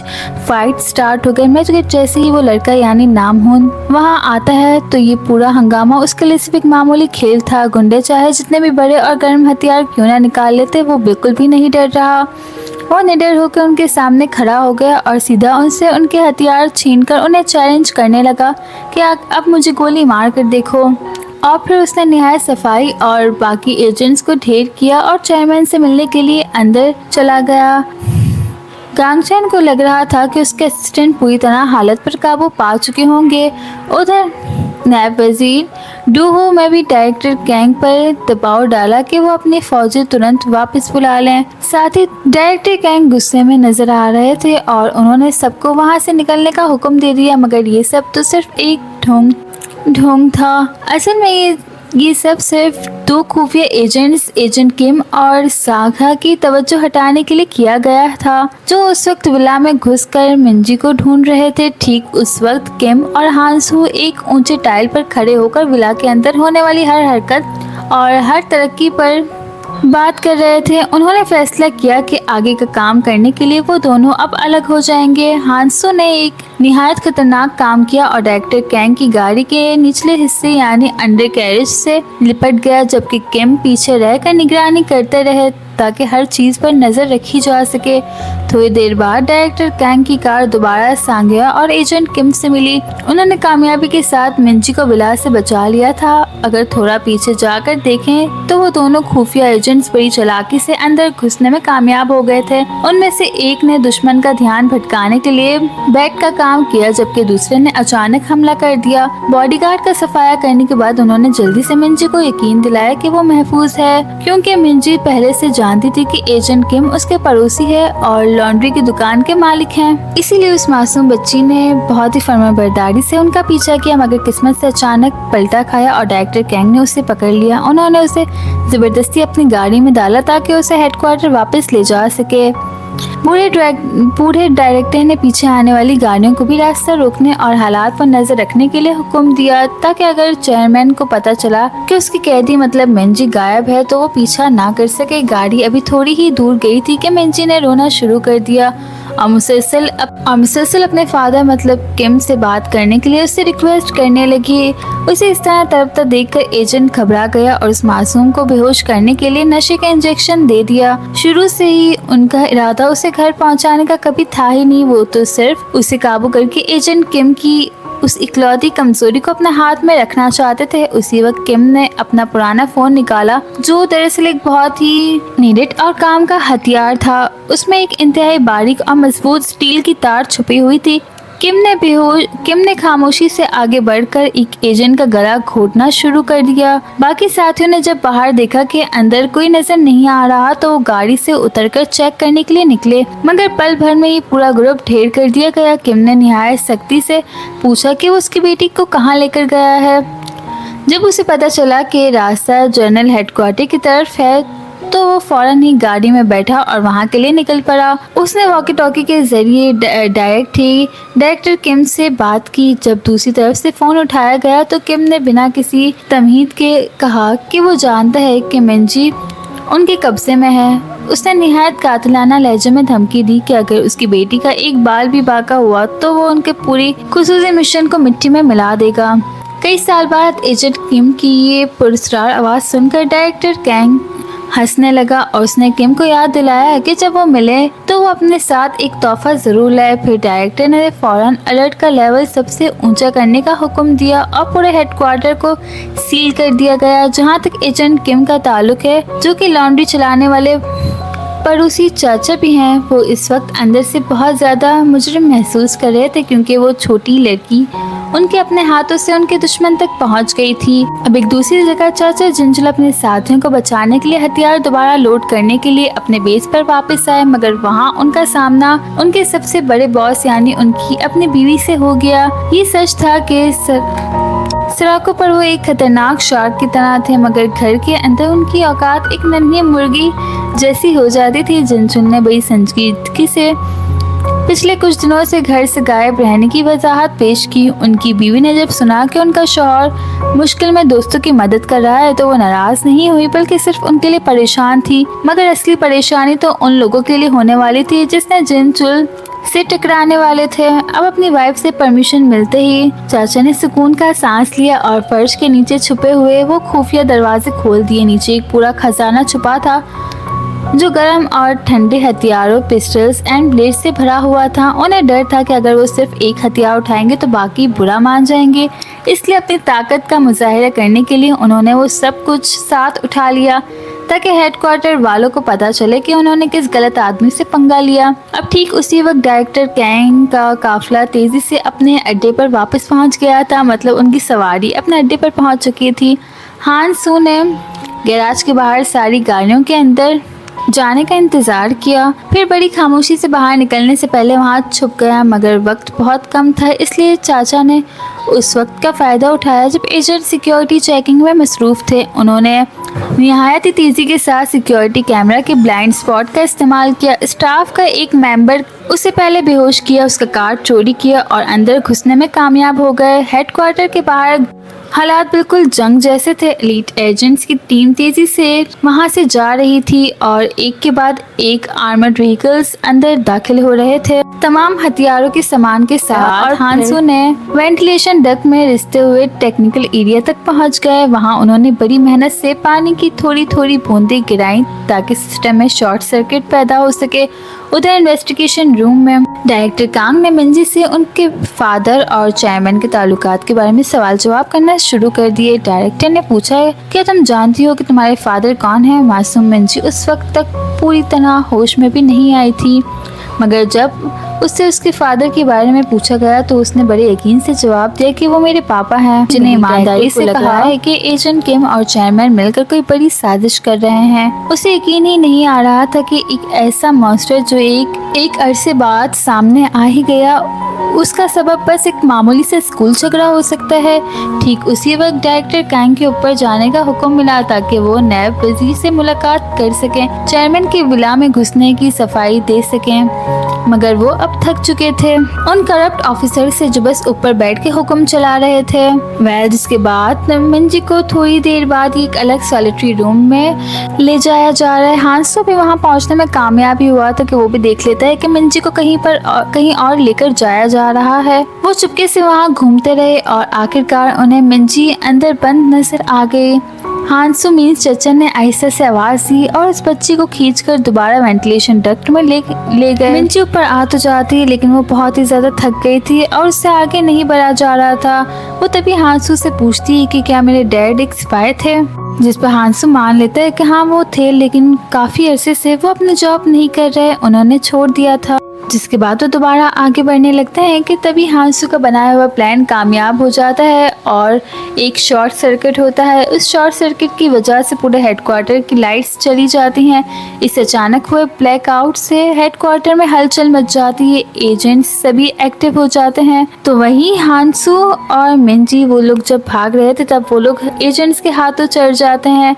वो लोग पूरी तरह से घिर चुके थे। हांसू मिंजी से कहता है कि जल्दी से एग्जिट दरवाजे की तरफ जाओ। हांसू पूरी तरह फंस चुका था, पर तभी वहाँ पर एंट्री होती है एजेंट चोल की। उसके दोनों हाथों में गन्स थी और वो लगातार फायरिंग किए जा रहा था, लेकिन कुछ ही सेकंड्स बाद पता चल जाता है कि वो तो गन ही नकली है। और बस फिर होना क्या था, कुछ ही सेकंड्स की बात थी कि वो दोनों ही चारों तरफ से घिर जाते हैं। उन पे लगातार फायरिंग्स हो रही थी और फायरिंग के बीच अब तो उनकी गाड़ी भी किसी काम की नहीं रही। अब हांसू सरेंडर करने का सोच ही रहा था कि तभी वहाँ पर एंट्री होती है किम की और उसने गुस्से में वाइस मिनिस्टर को तकरीबन मार ही दिया था कि तभी उसकी नज़र अपनी बेटी मिंजी पर पड़ती है। मिंजी को सेफ देखकर उसकी जान में जान आती है और उसका गुस्सा भी थोड़ा सा ठंडा हो जाता है। वो मिंजी को वहीं से ही कहता है कि तुम फिक्र नहीं करो मेरी बेटी, हम बहुत जल्द अपने घर चले जाएंगे। वेल गाइस, इतना कह के इस ड्रामा की एंडिंग होती है और ये एपिसोड वाकई में बहुत कमाल का था, जहाँ पर हमें बार बार ट्विस्ट, थ्रिलर्स और साथ साथ थोड़े फनी मोमेंट्स भी देखने को मिलते हैं, जहाँ पे जब जिनचुअल का किडनैप होना, इतने टॉर्चर सहना और फिर उस कोल्ड रूम की कहानी और अब उसके ऊपर ये नए खतरे। वेल, अब मिस्टर किम, उसके दोनों दोस्त और मिंजी पूरी तरह इन एजेंट्स के बीच में फंस गए और अब हमें मिस्टर किम का उन सबको सेफली बाहर निकालना भी बहुत मुश्किल लग रहा है गाइस। सारी गेम अब मिस्टर कैंग के हाथ में है। आप लोग के साथ साथ मैं भी बहुत ही ज़्यादा क्यूरियस हूँ कि आने वाले एपिसोड्स में हमारी स्टोरी कहाँ जाकर रुकती है। वेल, आगे के एपिसोड्स देखने के लिए मेरे चैनल को सब्सक्राइब करें। वीडियो अच्छी लगी तो वीडियो को लाइक करें और एक अपने जैसा प्यारा सा कमेंट भी। टाटा।